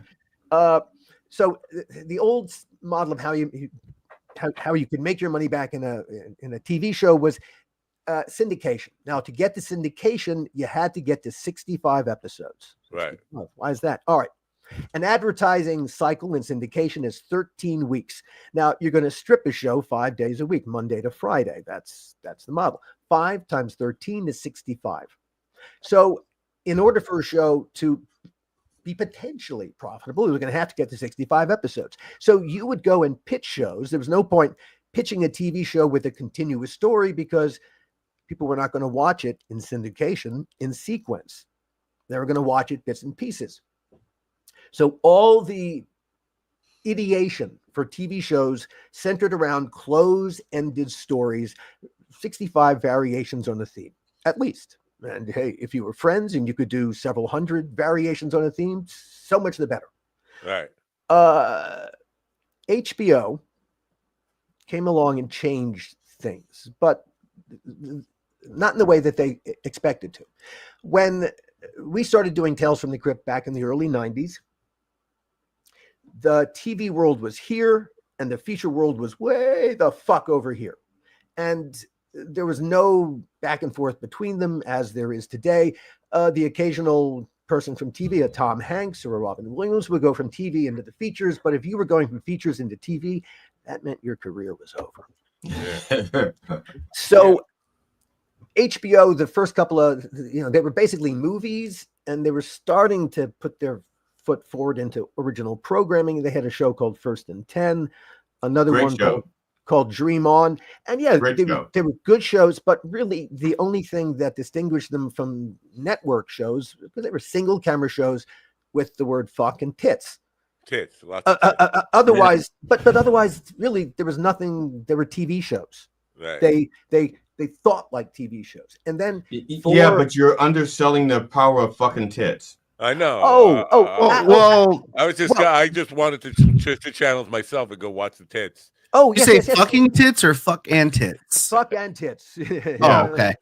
I was saying because you underestimate the power of both. It sounds like well, no. Because hey, look, they're getting you to pay whatever the subscription fee is per month to look at those tits, right? Yeah. No, I went and got a job with cable so I could watch it for free. I put myself into indentured servitude. But still, they were still thinking small. Yeah. Then you get four mega producers from Hollywood. You get Joel Silver, Richard Donner, Bob Zemeckis, Walter Hill. These are biggest movies. I mean, wow, think of an action or franchise. These guys have it all covered. And they approach HBO. They say, we would have put big feature vision inside your little teeny box. And HBO goes, great, do whatever you want. And that's pretty much what they did. And they never, Tales from the Crypt never went through a development process. And they never found a deficit partner because, well, HBO's model, they didn't need 65 episodes to be profitable. They, in essence, they charge their subscribers whatever the deal is they make with the Crypt partners. They figured they'll make it back from subscribers. So it really is a do what the fuck you want world. Wow. And so the executive producers, they start writing scripts. Now, Tales from the Crypt, they were all passionate about the original EC comic that Bill Gaines had created. They loved it, and they wanted to take this thing from their boyhoods and put it into the little screen with feature film dynamics. And they start writing scripts. Well, the Crypt Keeper in the comic books is an old white guy with stringy hair. Right. And Joel, they want something a little better than that. And Joel finds Kevin Yeager. And suddenly Kevin Yeager has created the puppet, the Crypt Keeper. And Kevin he found John Kassir, who became the voice of the Crypt Keeper. So now you've got this terrific puppet and a voice. But because there's no development process, no one ever says about the TV series, well, okay, what's the organizing principle? How do we make sure that the old DC comics that they're always, that the franchise is always there in the TV series? And hey, this Crypt Keeper character, so who is he exactly? No one ever asks any of those questions, as they would have in a normal TV series in its normal development process. They just begin making episodes, and the first 3 episodes are fucking brilliant, amazing episodes. Now, were they based on the original DC comic strips, the first 3, or were they? Yes. They're, okay. Well, yes, they're based on the EC comics. The deal that the executive producers make with Bill Gaines is that they have to be at least based on a title. Okay. Now, it's very hard to base an entire half-hour TV show on a 4-page comic book. If you really put down what was literally there on the comic book page, you might get 3 to 4 minutes of screen time. Maybe. It's kind of like what they did with Dr. Seuss's and How the Grinch Stole Christmas. That started off as a 5-minute, and now it's a 90-minute thing. Yeah, you gotta flesh it out. That's the assignment. It's an adaptation, especially of this kind. You have to fill the world with a world. Well, no one fills the Crypt Keeper with a world, and so whoever is writing the scripts for those episodes, they're throwing a few lines at the Crypt Keeper to introduce it, because they said you better write some lines for the Crypt Keeper, and so that's what they do. And so for the first 2 seasons, 6 episodes in the first season, 18 in the second, the puppet called the Crypt Keeper just basically says whatever words were thrown at him. All right. Excuse me. Because there was no deficit partner, and because the executive producers were all feature guys who had no idea how to make a TV show, because there are organizing principles you need to follow, the night before the wrap party of season 2, HBO, who has been cash flowing Tales from the Crypt, hands the executive producers an executive statement that says, guys, if you want to do the 3rd season that we promised you, you are now $1 million in the hole that we cash flowed. Get out your checkbooks right now, or there's no 3rd season. So the executive producers, as they reach for their checkbooks, they cancel the wrap party and they fire everybody. Wow. Because they want their third season because they'll make more from the third season than the $1 million will cost them. They figure they're going to get their $1 million out of the budget from season 3, so they'll do just fine. And so they hire HBO hires once Gil Adler, my partner at the time, to be the producer, really, of what was supposed to be the last season ever of Tales from the Crypt, to basically see it out and make sure that the financial house is maintained. Now, Gil trained as an accountant. He's a very creative guy, came out of theater in New York, but his training was as an accountant. And he understood that basically simple principle: if you have $1 to spend on your movie or TV show, do not spend $1 because you ain't got it. Hey, if you can make your movie or TV show for 99 cents, even better. Hey, if you could make it look like $1 while spending 99 cents, or $1, 1 or 2. And this becomes the organizing principle. You solve your creative problems not by throwing money at them, but by being creative. And Gil had saved a show that HBO was doing called Vietnam War Stories. And that was deeply, deeply in the toilet. And they sent Joel to Savannah. They sent Gil to Savannah. And he saved it. And the show won awards. Now they had another problem with big egoed executive producers. They wanted Gil to see Tales from the Crypt to the Graveyard. I was Gil's writing partner. And Gil said, well, I want Alan to take over the writing side of it. And they said, sure. And my first job, again, Gil and I had other plans. If we could turn it around, that was our goal.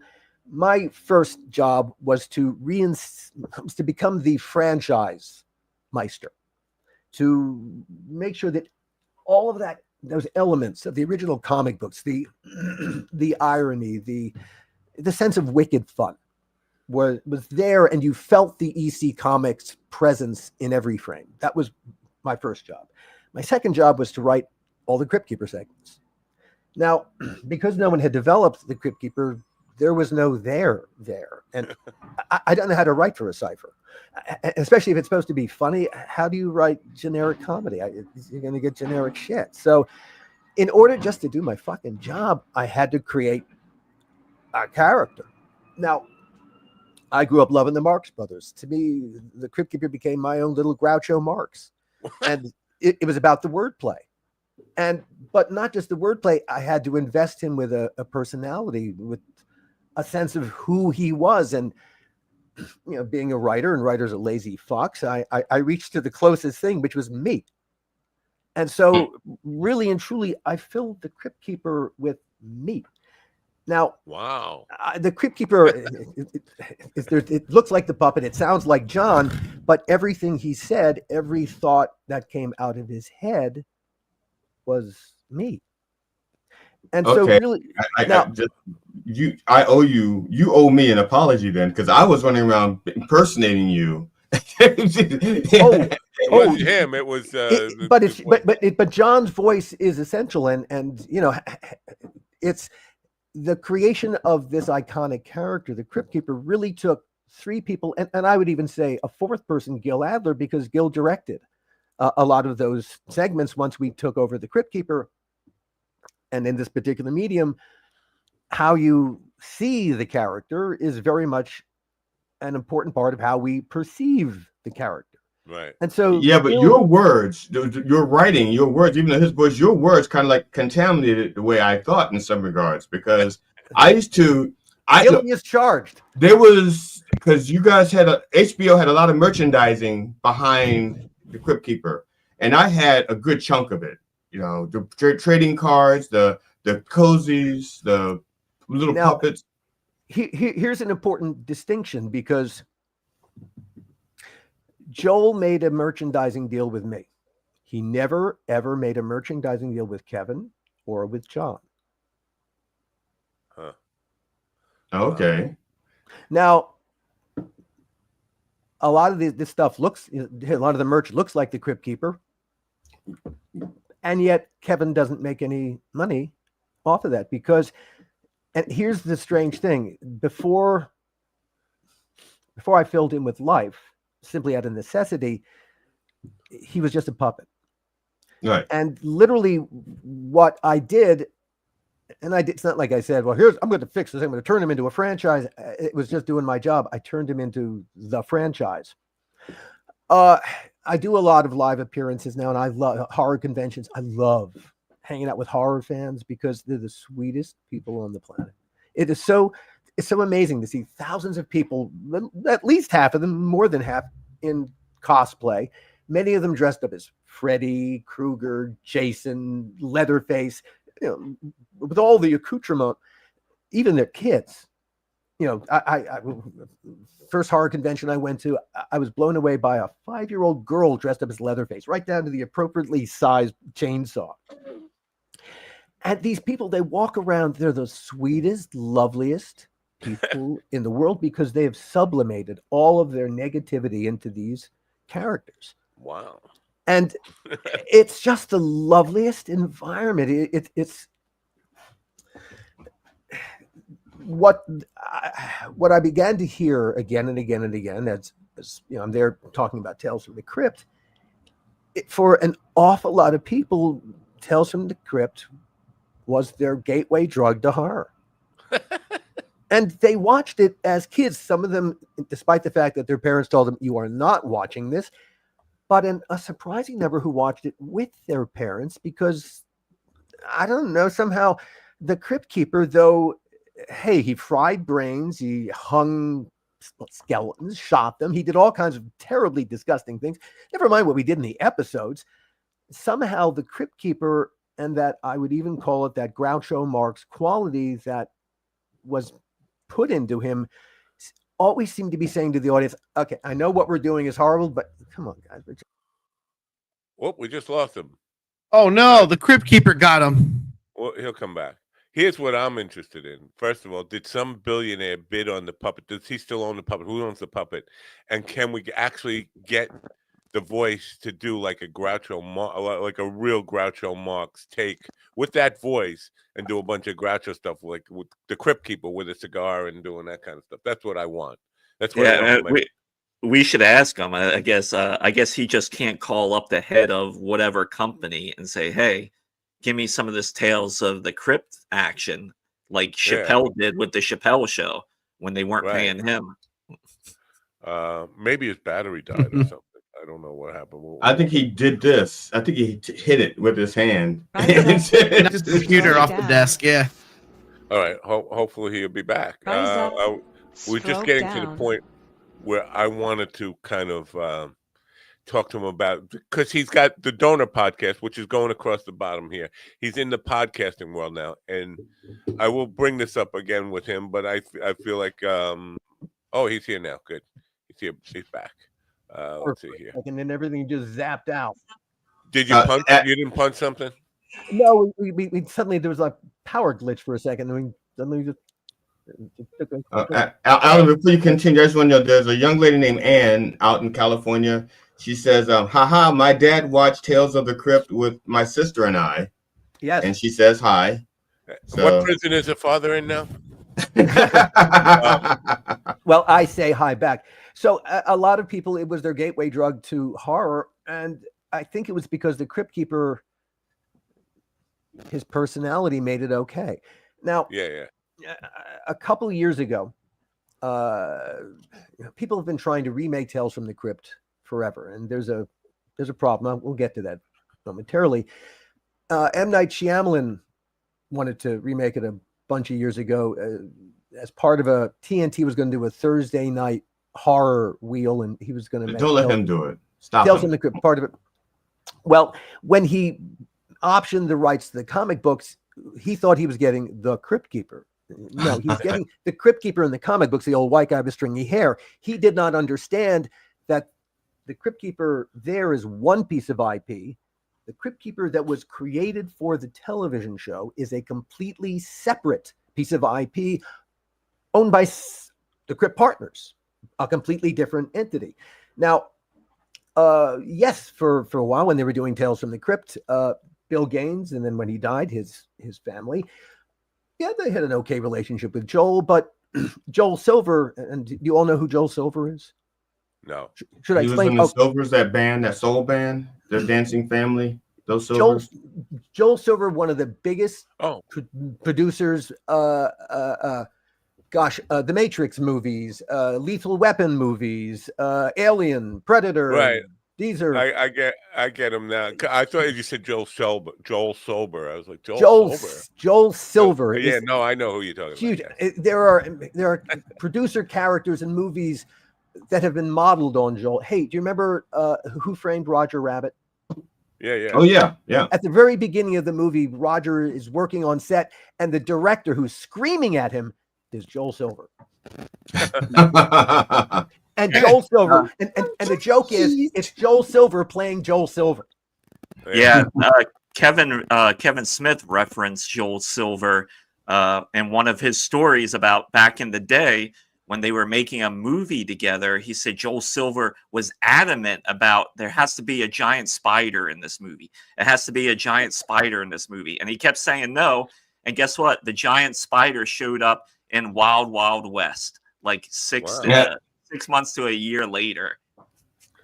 It is the nature of that particular beast. Well, working with Joel can be challenging, to put it kindly. And most people, if not everybody, at the end of the day gets to a point where they think life is just too fucking short to ever work again or make a deal with Joel Silver. And that's exactly how the Bill Gaines estate feels about Joel Silver. They would never make a deal with Joel ever again, and there would have to be a deal between those two if Tales from the Crypt and the Crypt Keeper were ever to work together again. They are thus divorced forever. Where will the children go for Christmas? I do not know. So that is the problem. That relationship is Foobam.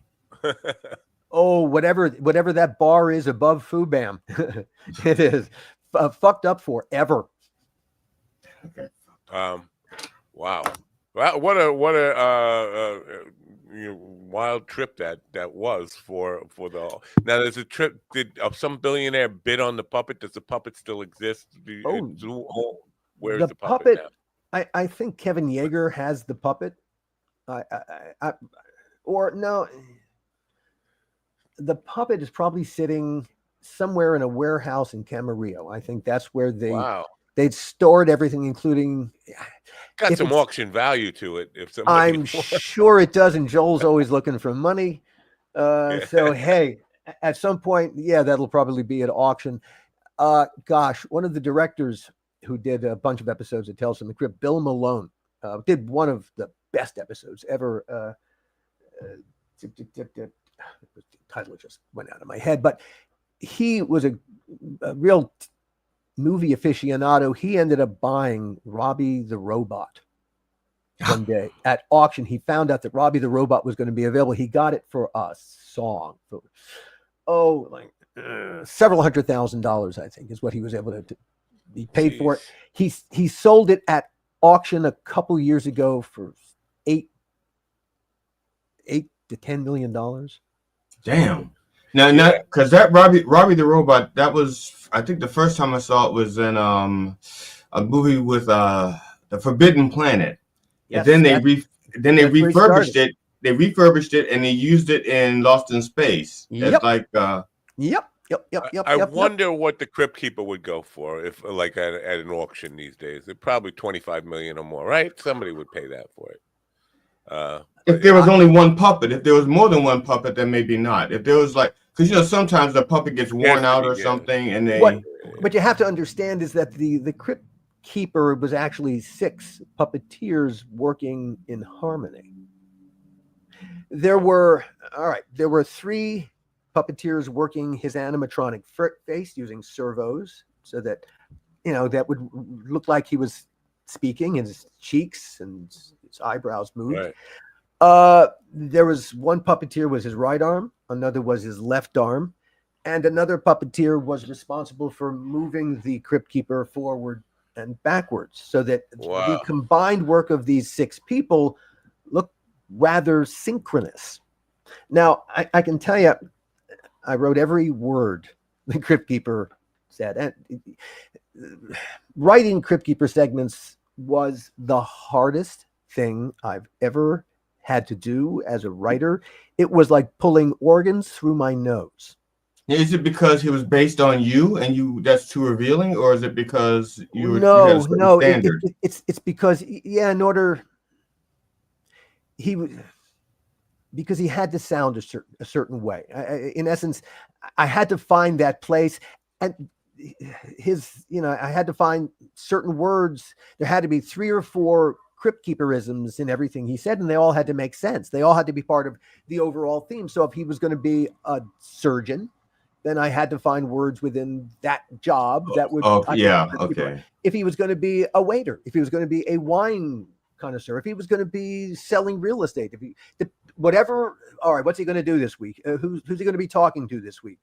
Whatever that was going to be, and if I could tie it into the episode too. So this was always a kind of a Rubik's cube, and then so you had to make all right. So when he was playing golf. All right, so now he was talking about the fact that his caddy was named Juan. So at the very end, he said, "Hey, what do you know? A hole in Juan." But you got to set that up. And so really, like I said, to write these things, and because we produced several at a time. We would do 3 or 4 Crypt Keeper segments at one time because it was such a complicated production process. And the puppeteers all had to be choreographed. So I would write 3 or 4 at a time. And now, was the episode shot first or the puppet thing, or was it like a simultaneous thing? Because we would be shooting because everything was tied into an episode. Yes, we would shoot. Usually, we would do a bunch of episodes, and then if there was a timeout, we would shoot Crypt Keeper for 3 or 4 days, and then go back to episodes. And so. Yeah, somewhere in the middle, we would spend a couple of days. Sometimes we would just send a second unit to shoot the Crypt Keeper. And so we would do them simultaneously most of the time. It was, a very complicated process. What was I going to say about writing for the Crypt Keeper? It was hard.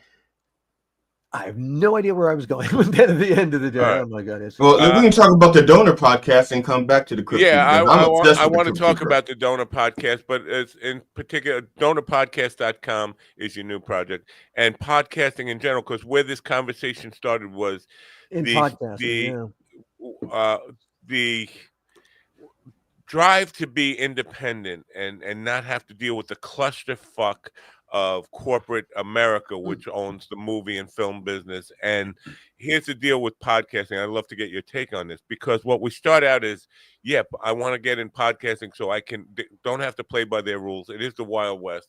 But then the goal of most podcasters is to get a corporate sponsor so that you're at the mercy of, so it's like we want to get free so we can throw ourselves back in jail. Now I have sponsors. But at least it's on our own terms. Right. Okay. I've never once been told what I can and can't say by any sponsor, and I've never had any. I've lost 1 or 2 sponsors because of content that we put on here, but I'm not under the control. No, they're not dictating what we do here. But I think, like with Joe Rogan, once he took $200 million from Spotify, now that changed him, and so he was independent media until he got $220 million from corporate America, and then he became a corporate shill. He's an employee. He's an employee. Yeah. Right. So, it's all in, well, yes, that is the danger that lurks. Yes, the freedom to tell our stories. How I got into podcasting kind of came out of the movies. We became so successful turning around the Tales from the Crypt franchise that Universal Pictures ordered 3 feature films. Mandate do different. It's an anthology. Everyone should be different. So the first one we did a terrific movie called Demon Knight. Great villain, Billy Zane, Jada Pinkett, Bill Sadler. The whole cast is fantastic. That's Ernest Dickerson. Great job at directing. It is a terrific piece of work. The mandate was do 3 different. Now, Gil and I, neither of us are horror guys. We both came out of comedy, frankly, but we saw the features as a way to tell the Hollywood we weren't one-trick ponies who could just do horror. And so we had been developing a script originally called Fat Tuesday that we had developed into a thing called Dead Easy. And so the second Tales from the Crypt feature film was supposed to be Dead Easy, this taut psychological thriller that took place in the swamps around New Orleans about a recovered memory. Great villain, this Harlequin character. Universal must have been happy because they were spending money. We were casting. Hey, we had cast an unknown actress named Salma Hayek to play the female lead. We spent months in New Orleans prepping the movies, locations,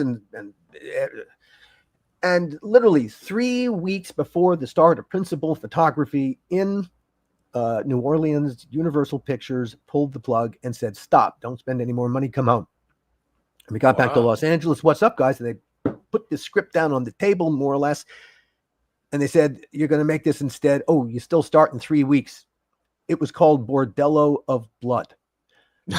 All right. Why Bordello of Blood? Okay. At about this time, a new studio called DreamWorks had formed. Now, DreamWorks was Steven Spielberg leaving Universal. Not physically, he still stayed on the lot, but he was now an independent studio. And he began making deals with talent, as studios do. And Universal was desperately afraid of losing another big piece of talent. One of my other executive producers, Bob Zemeckis. Bob, Back to the Future, Castaway, Forrest Gump, Polar Express. They were desperately afraid of losing Bob. So Universal went to Bob and they said, "Bob, we love you at Universal. What can we do to make you stay?" And I don't know any other part of the complicated deal. I know one deal point. Universal Pictures agreed to buy for $500,000, $500,000, the first student script that Bob Zemeckis and Bob Gale, the future Back to the Future guys, ever wrote as students at USC Film School. That's it. It was just a way to put $500,000 in Bob's pocket as part of a larger deal. No one was thinking about making the movie, but then Universal suddenly thought to themselves, "Oh, geez, we're going to eat $500,000 here. Hey, wait a minute. Bob's about to executive produce this other horror thing, this Dead Easy guy. That script cost us, what, $50,000? Fuck that shit. They'll take it out of their budget. Hey, guys, you're now going to make Bordello of Blood. It's got Bob Zemeckis and Bob Gale's name on it. It's bigger than A.L. Katz and Gil Adler. Who are you two guys?" And so the reason that we suddenly were going to make this other movie was because of a deal point.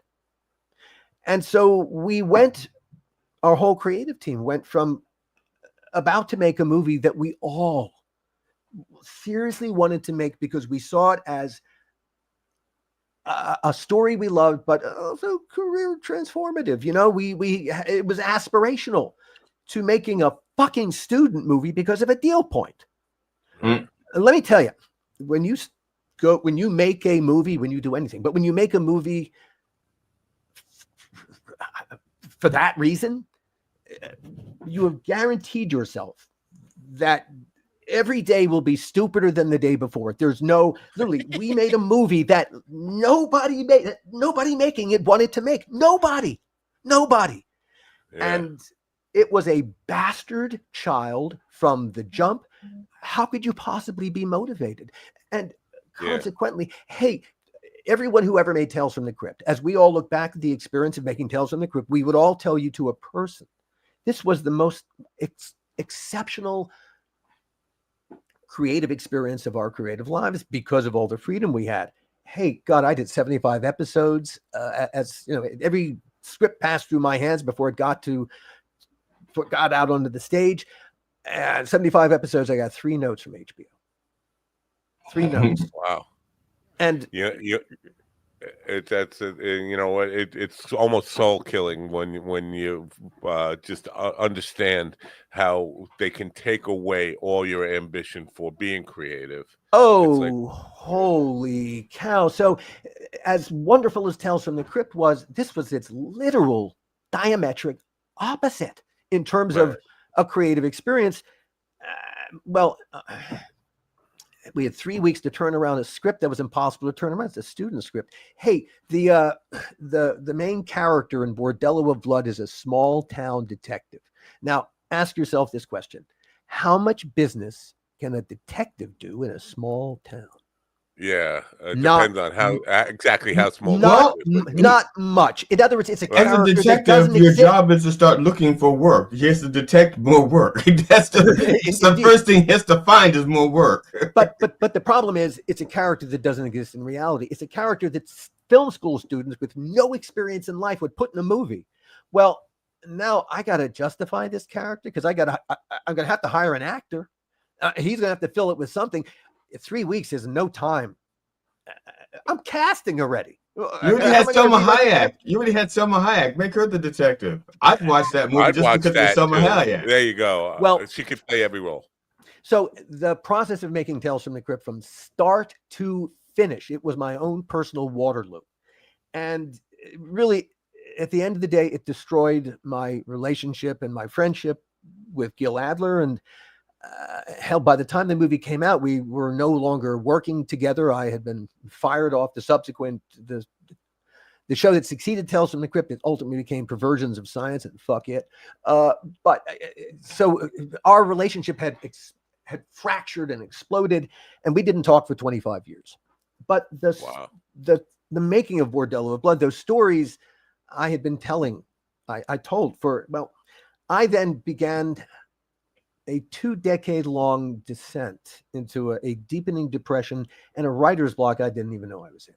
Wow. And it turned out I had been keeping a secret from myself for 45 years about something that happened to me when I was 14. I was sexually molested twice by the religious director at the synagogue where my family belonged. Wow. And so it's not just a Catholic priest. All right. Oh, no. And but, I had been really blaming myself for 45 years, but more importantly, keeping it a secret. And after nearly final consequences, I got lucky. I bounced.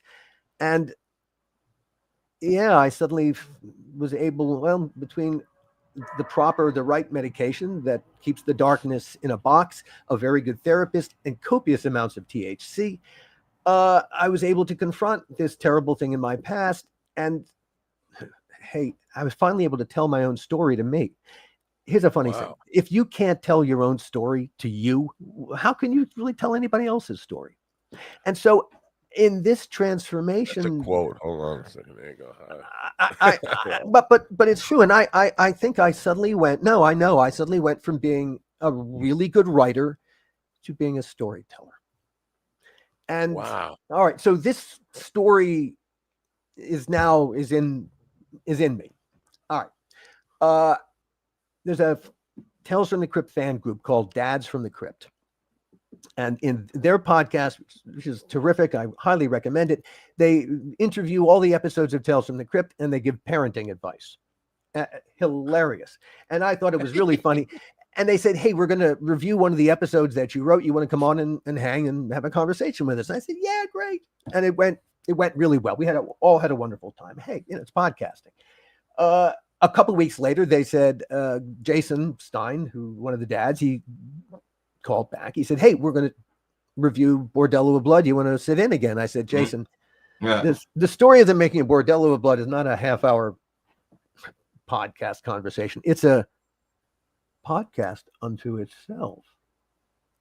And suddenly I realized I had to tell the story of the making of Bordello of Blood as a podcast. And that was the first season of the How Not to Make a Movie podcast, which, as you pointed out, Entertainment Weekly called it the best film podcast of 2022. What Clark Collis, the writer, really, what blew him away was the absolute balls to the wall honesty with which I told the story. Absolute honesty. Hey, I'm there to confess my sins as much as everyone else's because I was guilty of a lot of terrible. I was not.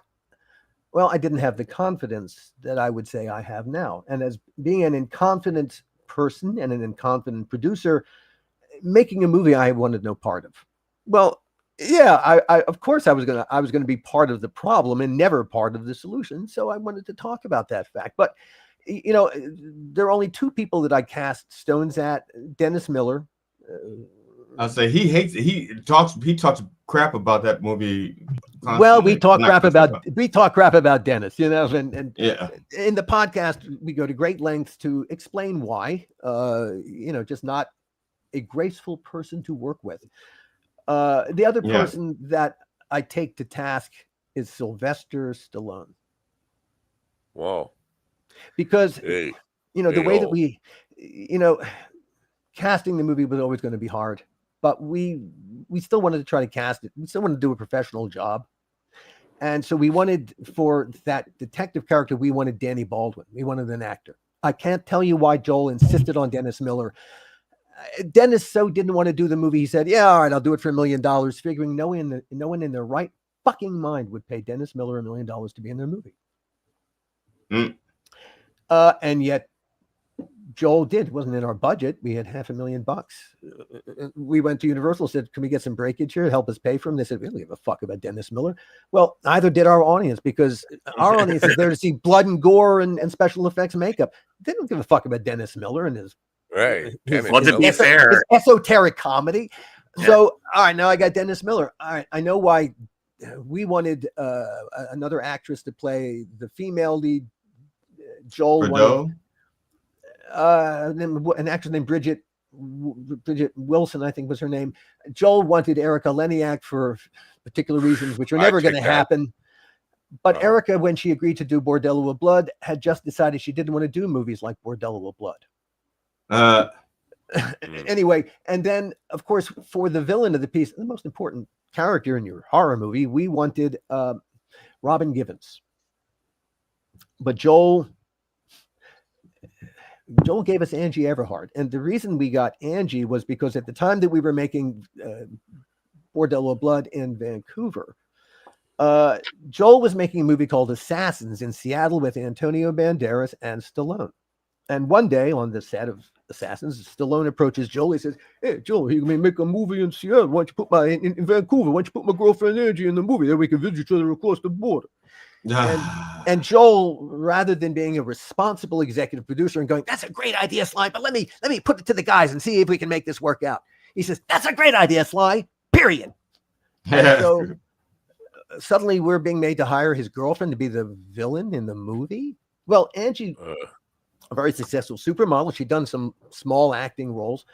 This was a ludicrous ask every which way you looked at it, because she didn't have the acting chops. But really, as a performer, Spotlight, that's not a fair ask of her. We weren't asking her to do it because of her acting chops or who she was or anything about her other than the fact that she was Sylvester Stallone's fiance at the time. And it turned out that Stallone had an ulterior motive. He actually was going to use our movie as the consolation prize when he broke up with her, which he did 2/3 of the way through. It was, hey, I got your movie, didn't I? Wow. And we were aware of the fact from the jump that Stallone was fucking around on her behind her back, because our production office and their production office talked all the time. There's a very famous story about Stallone that he's never denied. The question has only ever been on what film set did it take place. And I can tell you Assassins only because I had never heard the story before. The first time I ever heard it was from my production staff, who'd heard it from the production staff in Seattle. Stallone finishes a scene and heads back to his trailer, unaware of the fact that his wireless lavalier mic is broadcasting still to the sound card. And now people began to gather around the sound card because there's a young woman waiting for him in his trailer, and she proceeds to give him a Hummer. And apparently Sly's very particular about his Hummers. And so now this crowd of people around the sound card are hearing, yeah, stroke the shaft, cup the balls. Yeah, cup the balls, stroke the shaft. The next day he shows up on set and the whole crew are wearing T-shirts that says, stroke the shaft, cup the balls. Wow. Can I still get one of those T-shirts? Seems to be available. We find a shirt. Never mind what the Crypt Keeper is worth. Find me one of them T-shirts. Yeah, I want one of those T-shirts. So that's what it was like making Bordello of Blood. Everything was fucked up beyond all measure. There was another one, and holy cow! So I told that story in the first season of Making Bordello of Blood, the first season of the How Not to Make a Movie podcast.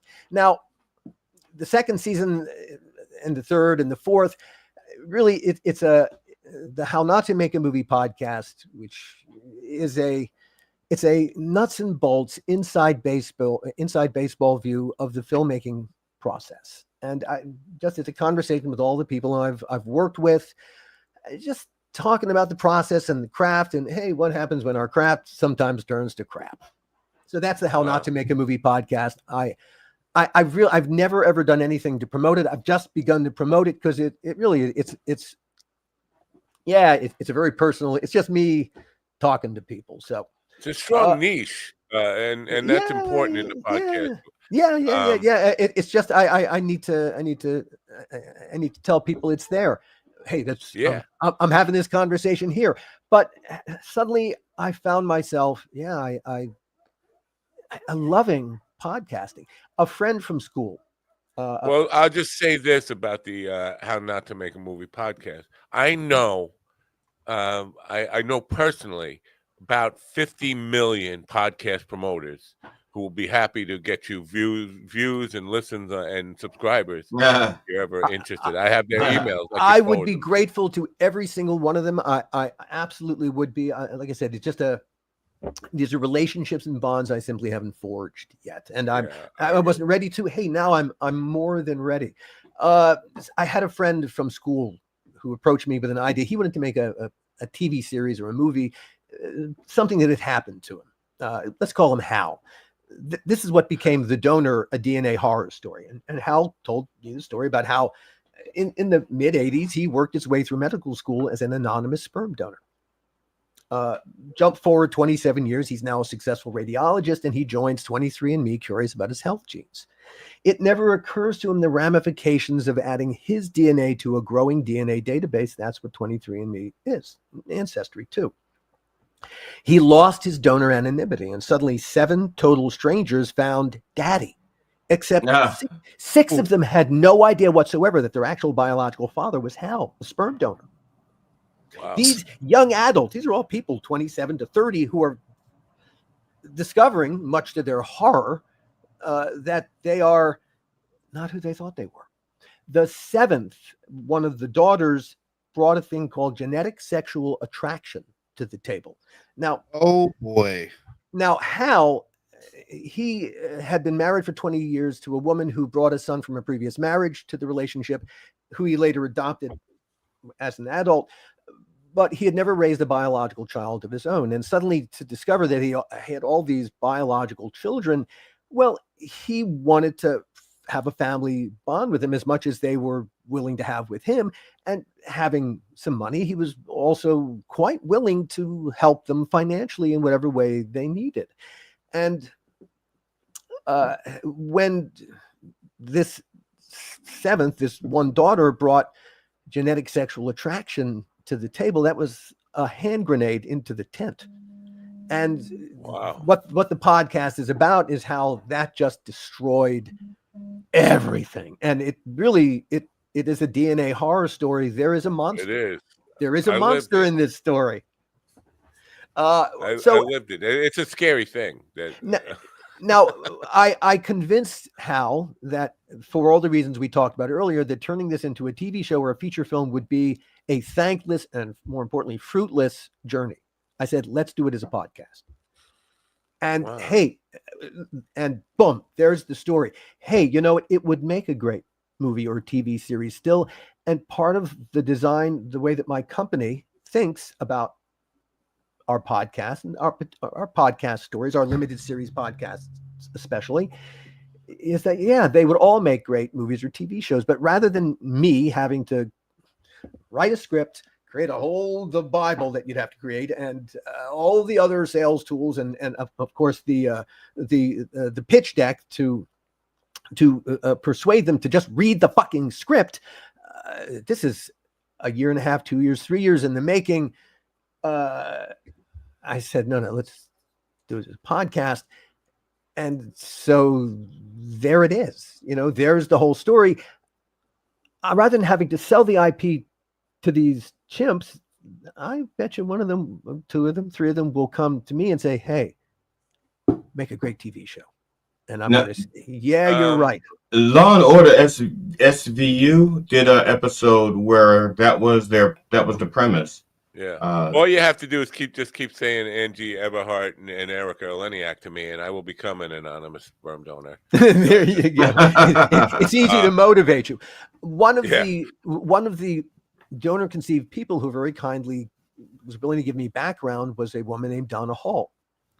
And Donna, she at the age of 40, she learned that she was the product of a sperm donation, which was quite shocking to her. But when Donna told me the rest of her story, that blew me away. And I said, wow, you're a podcast unto yourself. And so we are now 8 episodes deep into the Hall closet. Donna grew up in the 80s and 90s in a lower tier crime family outside of Philadelphia. They weren't the Corleones, but were they the Napos? I'm not sure. How about the Fendersons?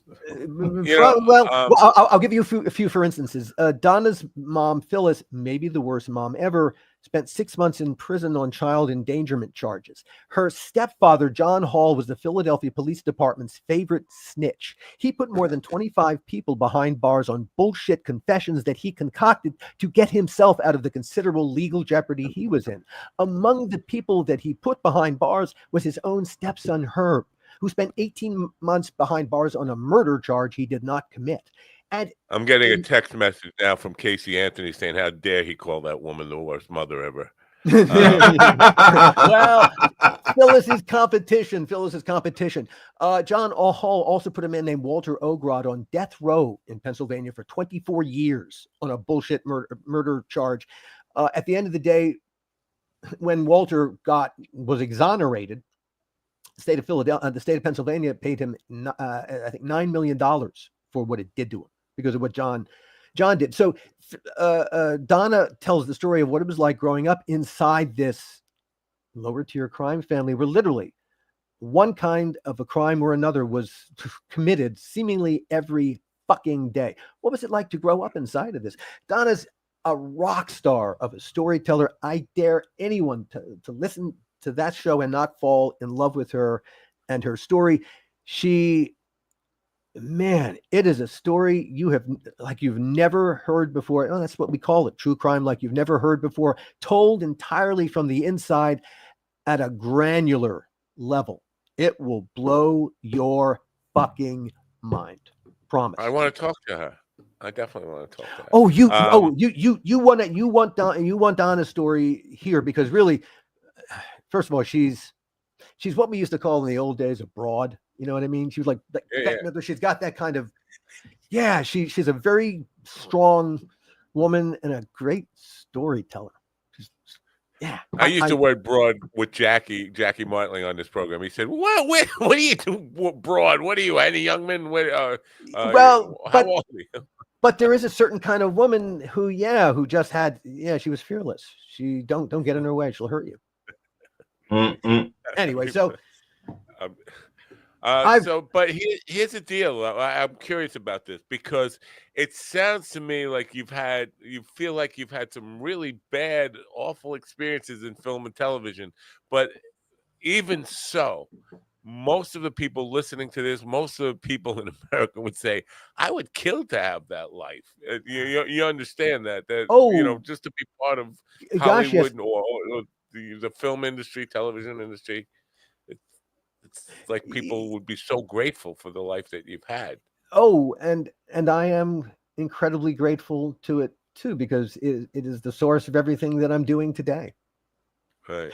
What my path has taught me as I suddenly, in the middle of making The Donor, I suddenly realized I had become the thing I wanted to be when I grew up, which is a podcaster. That was really when it occurred to me. And I suddenly discovered when Donna's story came out of Hal's story, and then all these other stories began to suddenly, I've got 13 different podcasts that I'm in various stages of dropping, developing, and they're all incredible stories.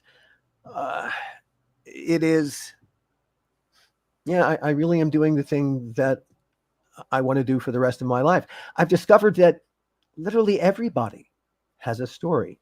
Now, every story needs to be properly told in order to work, but everybody has a story.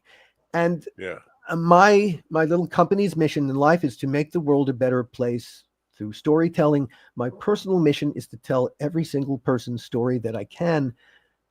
Hey, some people have multiple stories. All right, I'll figure that out too. But everyone has a story, and my goal is to tell each and every one of them. I don't know if you know this about me, but I don't have a story. I find that hard to believe. Man, I bet just this morning there are half a dozen. Yeah, I know. I was making fun of a guy who used to be on the podcast. That was his signature opening line, and no matter what he said, was, "I don't know if you know this about me, but." And one of the I don't know if you know this about me, but when I was 9 years old, I woke up with my father's dick in my mouth. Like, oh, how would I know that about you? Unless your father. Unless you're his father. I did. Well, the thing is, he puts that on his resume. You just must not have read it. I don't read it. He needs a bigger font, obviously. The Donor Podcast, thedonorpodcast.com. How you can listen to episode 1 on the how many episodes are you into it now? In the Donor Podcast, it's all out. You can listen to the entire series at thedonorpodcast.com or anywhere where you listen to where you catch your favorite podcast. Are you done with it? Yes, are you it's done. doing more? It's done. Oh, it is, a lot of these what I want to do, these are just single season stories. Wow. And so you can meet them all in one bite, and that's they're like a little book. It's like a streaming series. You can eat it all. It's like a book on tape. Like yes, it is. Yeah. It's a different form of that. All right. Yeah. So these are self-contained. Each season is a complete story unto itself. I don't know that there needs to be a second season of The Donor. The Hall Closet, there will be multiple seasons. I'm just about, in fact, tonight at midnight, a brand new podcast called Sage Wellness Within Podcast, which is about traditional Chinese medicine. That starts dropping tonight. That's completely different type of podcast. But that's what I love about podcasting. Look at all the different things you can do, and no one pigeonholes you. Yeah, the Theo, again, I kind of alluded to this because the fact that anybody and everybody can have have a podcast, it kind of that's why I stopped calling it a podcast and started calling it a digital broadcast, because I didn't want to be associated with a guy I knew who was actually doing it from his phone, just talking into his phone while he was taking a piss. And now he's on the same level as me because we both call ourselves podcasters. I don't want to be associated. But you also do yours live, Matt. You do yours live, like a TV or radio broadcast. So I live in a town where everyone's a screenwriter, but are they? Westminster, Maryland. Oh my God! Is that? Oh, I thought I took that down. Welcome to Westminster, Maryland sign. Well, I'm actually from. I grew up in Baltimore, so that's. Oh, okay. I know where Westminster is. I've been to Westminster. Damn it. I'm Northwest Baltimore. I grew up in Pikesville. Okay, from another mother. Butter me with Crisco and call me a mule. Now, GD, your paternity results are in, and it turns out you and Alan are brothers. Right. Look, my father had a meandering penis. He was a very prolific sperm donor in live specimens. So I would not put it past. Wow. We have to have another conversation, obviously, about home. Yeah. I'll reach out to you. Yeah. Please do. I will. Honestly, I'm going to have to jump off because I've got to. I've got to be somewhere in about 20 minutes, but I would love to. I'd love to have another conversation with you guys. I think we just scratched the surface. Come back here. We kind of have to wrap this up too because we're almost getting to. Yeah. And we haven't talked about my mother yet. We talk about my mother every day. So no. Damn it, we almost got out of it. Listen, GD, we know your mom. Never mind. We'll leave it alone. So Alan, just on a personal, I can get a hold of you through your podcast. I'll give you the information. Jesus. Yeah. Jeez, this is why GD was single for so long. He could never ask for a phone number. He had to find somebody else. Hey, can you go ask him for that number real quick? I'll share his contact with you. That's what I call strong division. Yeah. I love strong division.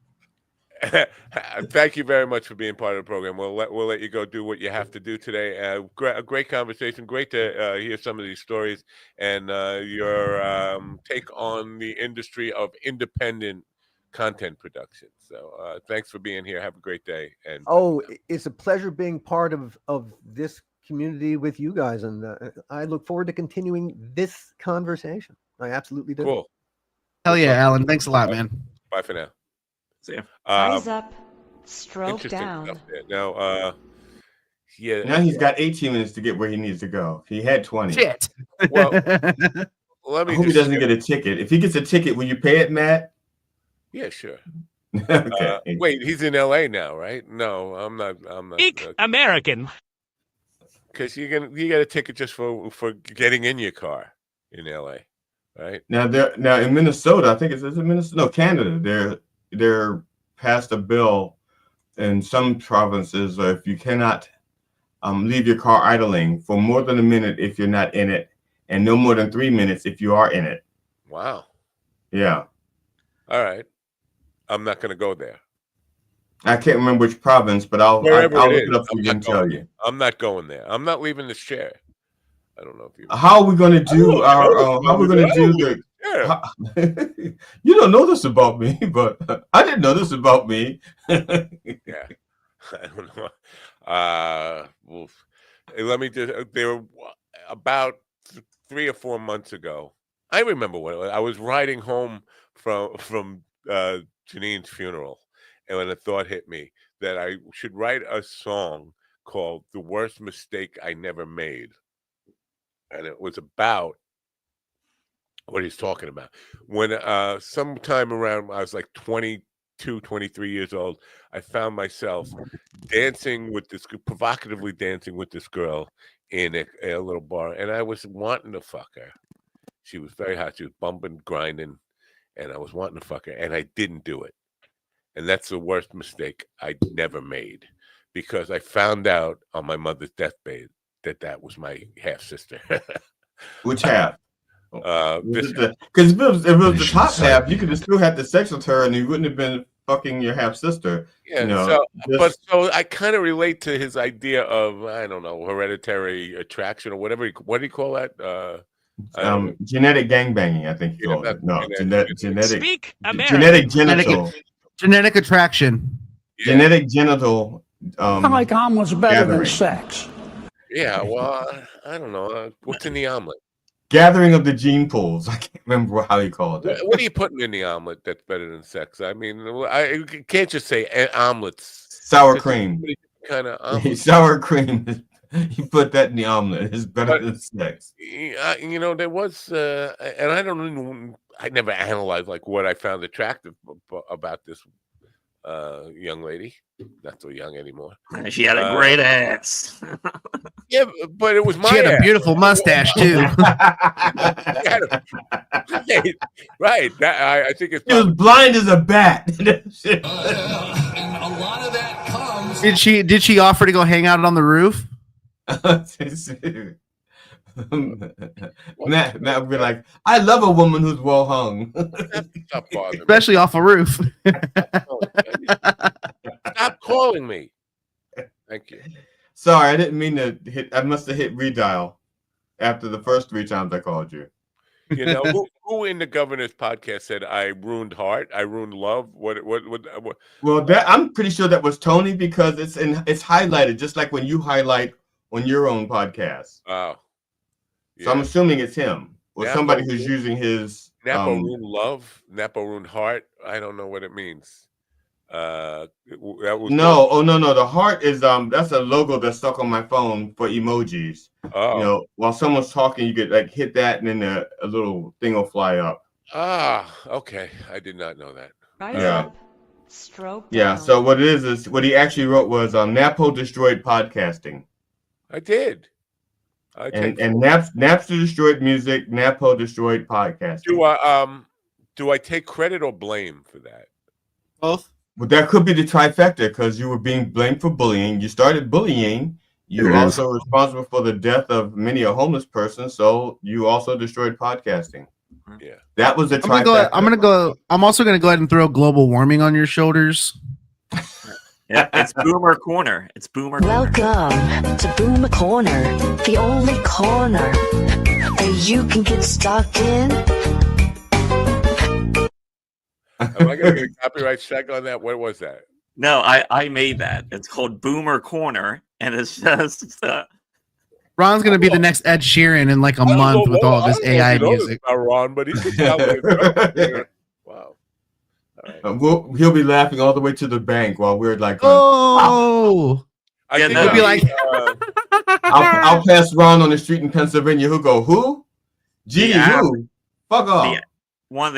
One of the options for the voice effects in the app is that you can turn whatever you say into a song, and they have like a couple different styles of songs. Like there's like hip hop.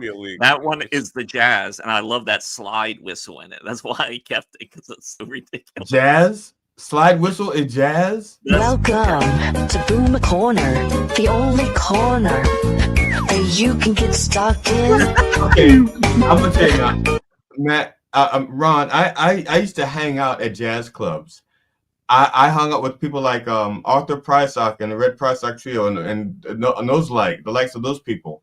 Not one of them ever had a slide whistle in their thing. Wow. I don't know. You might never have heard of Muddy Waters and his slide whistle. Yeah. No, I'm sure if Muddy Waters had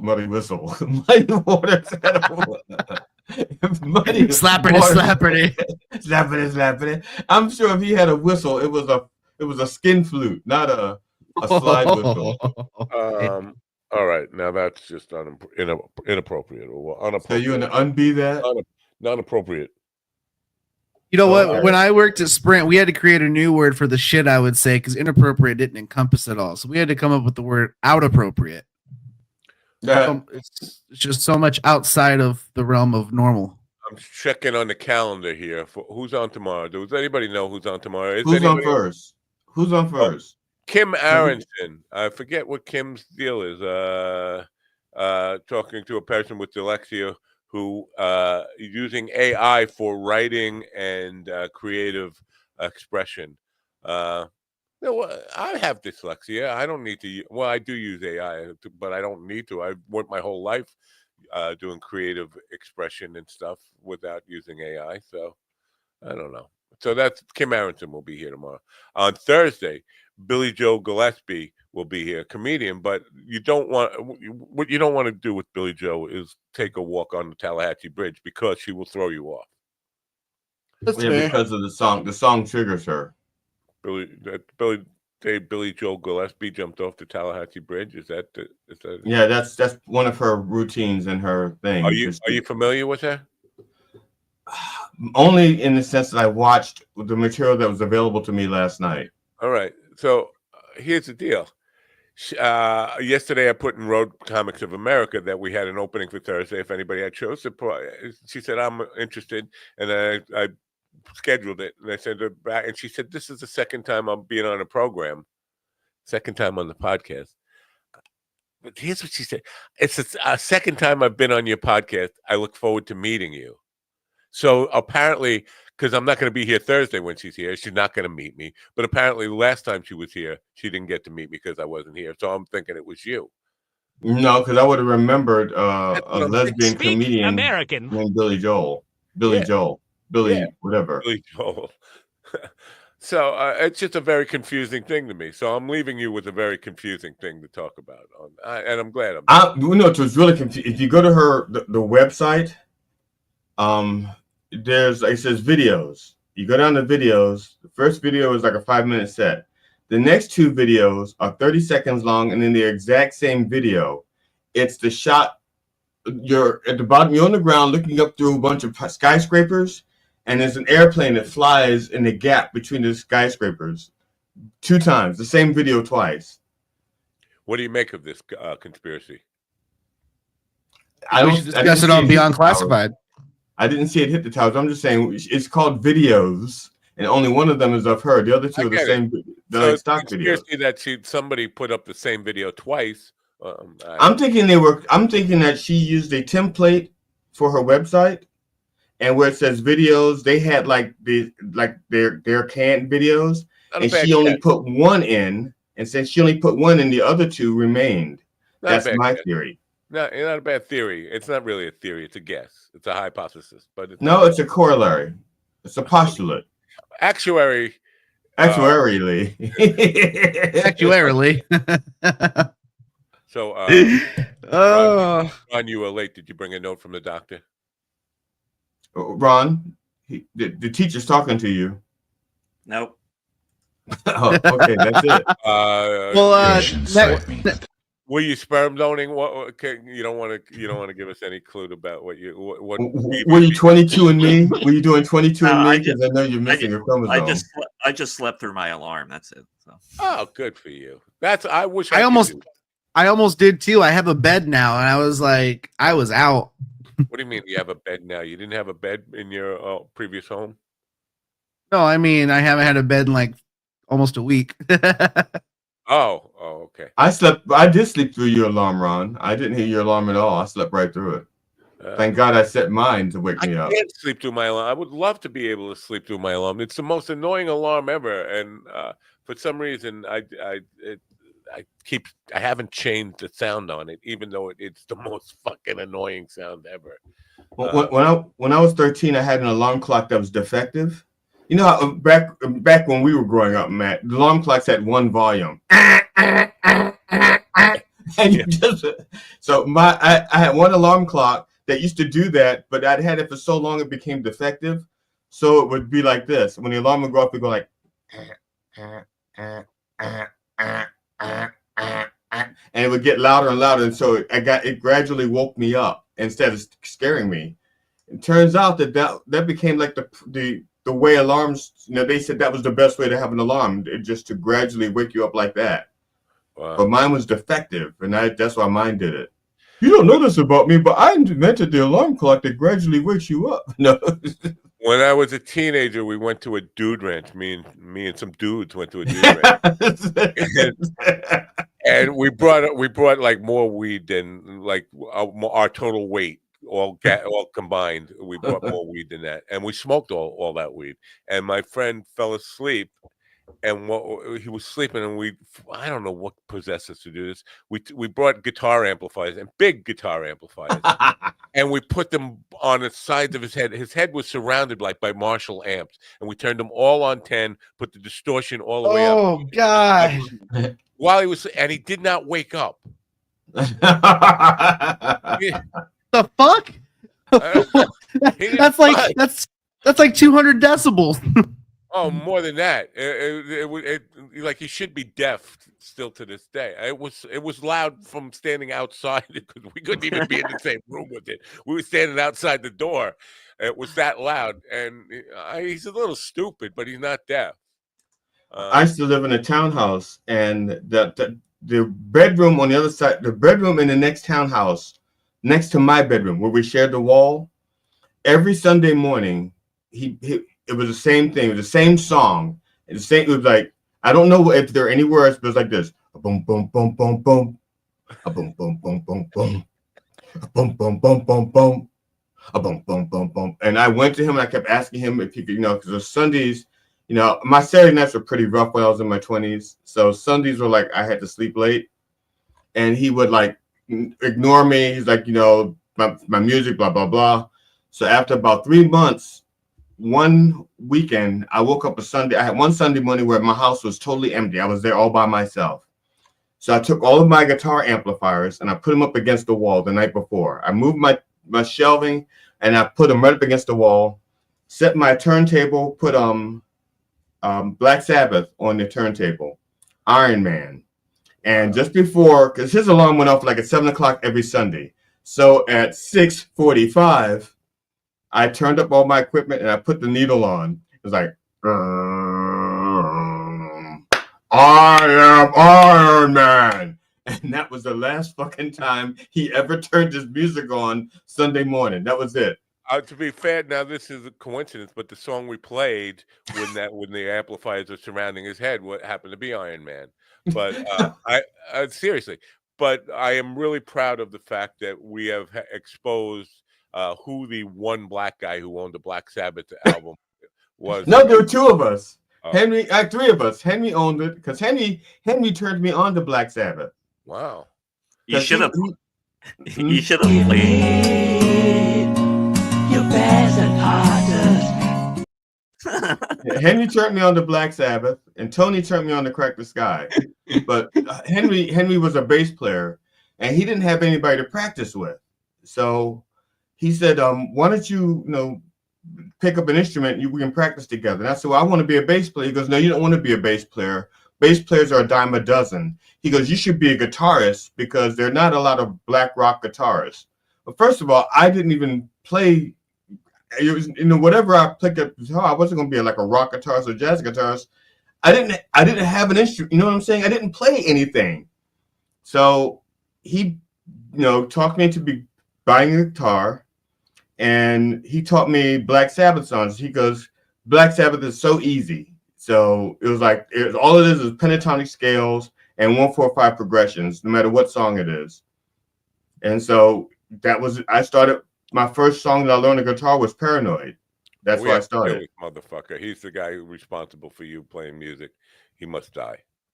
And then he would tell him, "Butter me with Crisco and call me a mule." Yeah, he turned me on to he talked me into being a guitarist, and Tony turned me on to Crack the Sky. Tony Miller? No. Tony Murphy. That's not his real name though. I mean, Tony is not. His middle name was Anthony, but he went by Tony. His name is Tony. No, remember them? Yeah. I kind of remember. My friend Tony was like in his 20s, and he was still going through puberty. His voice never. When you're going through puberty, your voice cracks. No, it's like that. I don't know. He was in his 20s, and his voice is still cracking when he talked, and he was trying to sound manly. So he kept trying to talk like this, but his voice kept cracking. I don't know if you know about this. Yeah. his voice went through puberty up until he was like 22 years old. So Alan Katz can talk though, huh? He can talk. Yeah. And when he's not talking, he does this. Right. Basically, what we could do is just invite him back, and then we could just let all leave. No, we'd have to have pictures like Ron does. Let him do 2.5 hours by himself. We all have pictures of ourselves like Ron, and we can just slip out and hip up. We've gone overtime, and that means that we should get the fuck out of here. Don't you agree? Don't you agree that we should get the fuck out of here? Stop, GD. I don't like it. Stop. About all of it, and you know it. Tomorrow, Kim You Harrison. guys look like retards. Thursday, Billy Joe Gillespie, and then Friday, Patrick Greenwood, who's expecting that you guys have read his book that you have not even received. So Talk about hackzillary. I'll read it, and you guys Deal. All right. Okay. All right. And so in the meantime, check out the Donor Podcast. It's about an anonymous sperm donor who's not so anonymous anymore, and he's got 7, and he almost fucks his own daughter or something like that. The donorpodcast.com. All right. Matt, the book that we were supposed to read, did you read the book? And can you send us cliff notes? Yeah. Yes. Okay. Now I said can. I should have said will. Because you'll say, yes, I can. And we'll hear nothing else about it. Will you send us cliff notes? Send me a reminder sometime in the next day, and I will do that. Here's the deal. He sent the books here. Like I gave him your addresses, but he sent 3. What am I? I'm not the UPS. I'm not Louis DeJoy. When we were up there, why didn't you give us the books? Rise up, stroke down. You know what? That's a good point, and I think I intended to, but I think I forgot to take them. Oh my fucking god! That's okay. I intended to give you a copy of my CD, and I didn't do it. Yeah. Also, there were checks here that I meant from the sponsors for you guys, but I forgot to bring them too. So I cashed them in.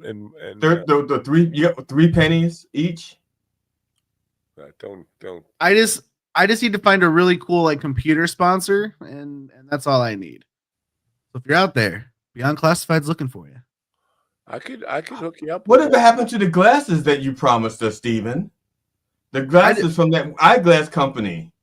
You mean the ones that Matt promised? Then I contacted through WhatsApp, and these people never answered me. It off for you. Matt handed it off to you. You took the responsibility. I have a vague memory, but yeah, I think what was it? They never responded. I created a WhatsApp, sent them a message. Motherfucker. They read it, never responded. I sent two more follow-up messages and nothing. They were I picked the least expensive sunglasses that I liked to be respectful. Because they had sunglasses like with $3,000. The only ones who ever came through with the I'll send you free product. It's Good Brew. So check out Chris Tyson, Carbon 60 guy. Chris Tyson on Beyond Classified sent me a copy of his book too. Copy of his book. I'm talking about product. You like products. People who said they were sending us hardware. Well, the Carbon 60 guy sent you stuff, right? Oh yeah, that's true. But he never sent it to the rest of us. That's true. Now is that William Doe with that stuff? Was that William Doe? Who's that? You weren't even here with the carbon. No. I mean this stuff here, the powder, the probiotic stuff. Yeah. Oh, the probiotic stuff. That was William Doe. Yeah, William. Okay, because he sent me a message saying that he's sending me You'll get probiotic. it. You'll get it definitely. And then you can snort it off a hooker's ass like I do. My wife would make sure I never snort it again. All right. It's time to go. Even though every time she drinks and I go out of town, she goes like, I understand if you have sex with a stranger while you're gone. And I know that by the time she sobers up, she won't remember saying it. So I never bring it up. Wow. You muted, Steven. Your wife told me not to forget to turn on the radio.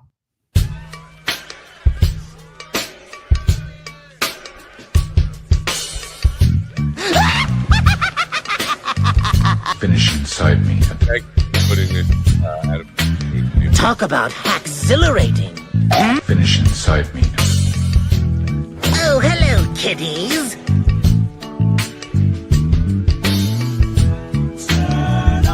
The truth is, I'm right about all of it, and you know it. I'm sending your parents a letter telling them you're a whore.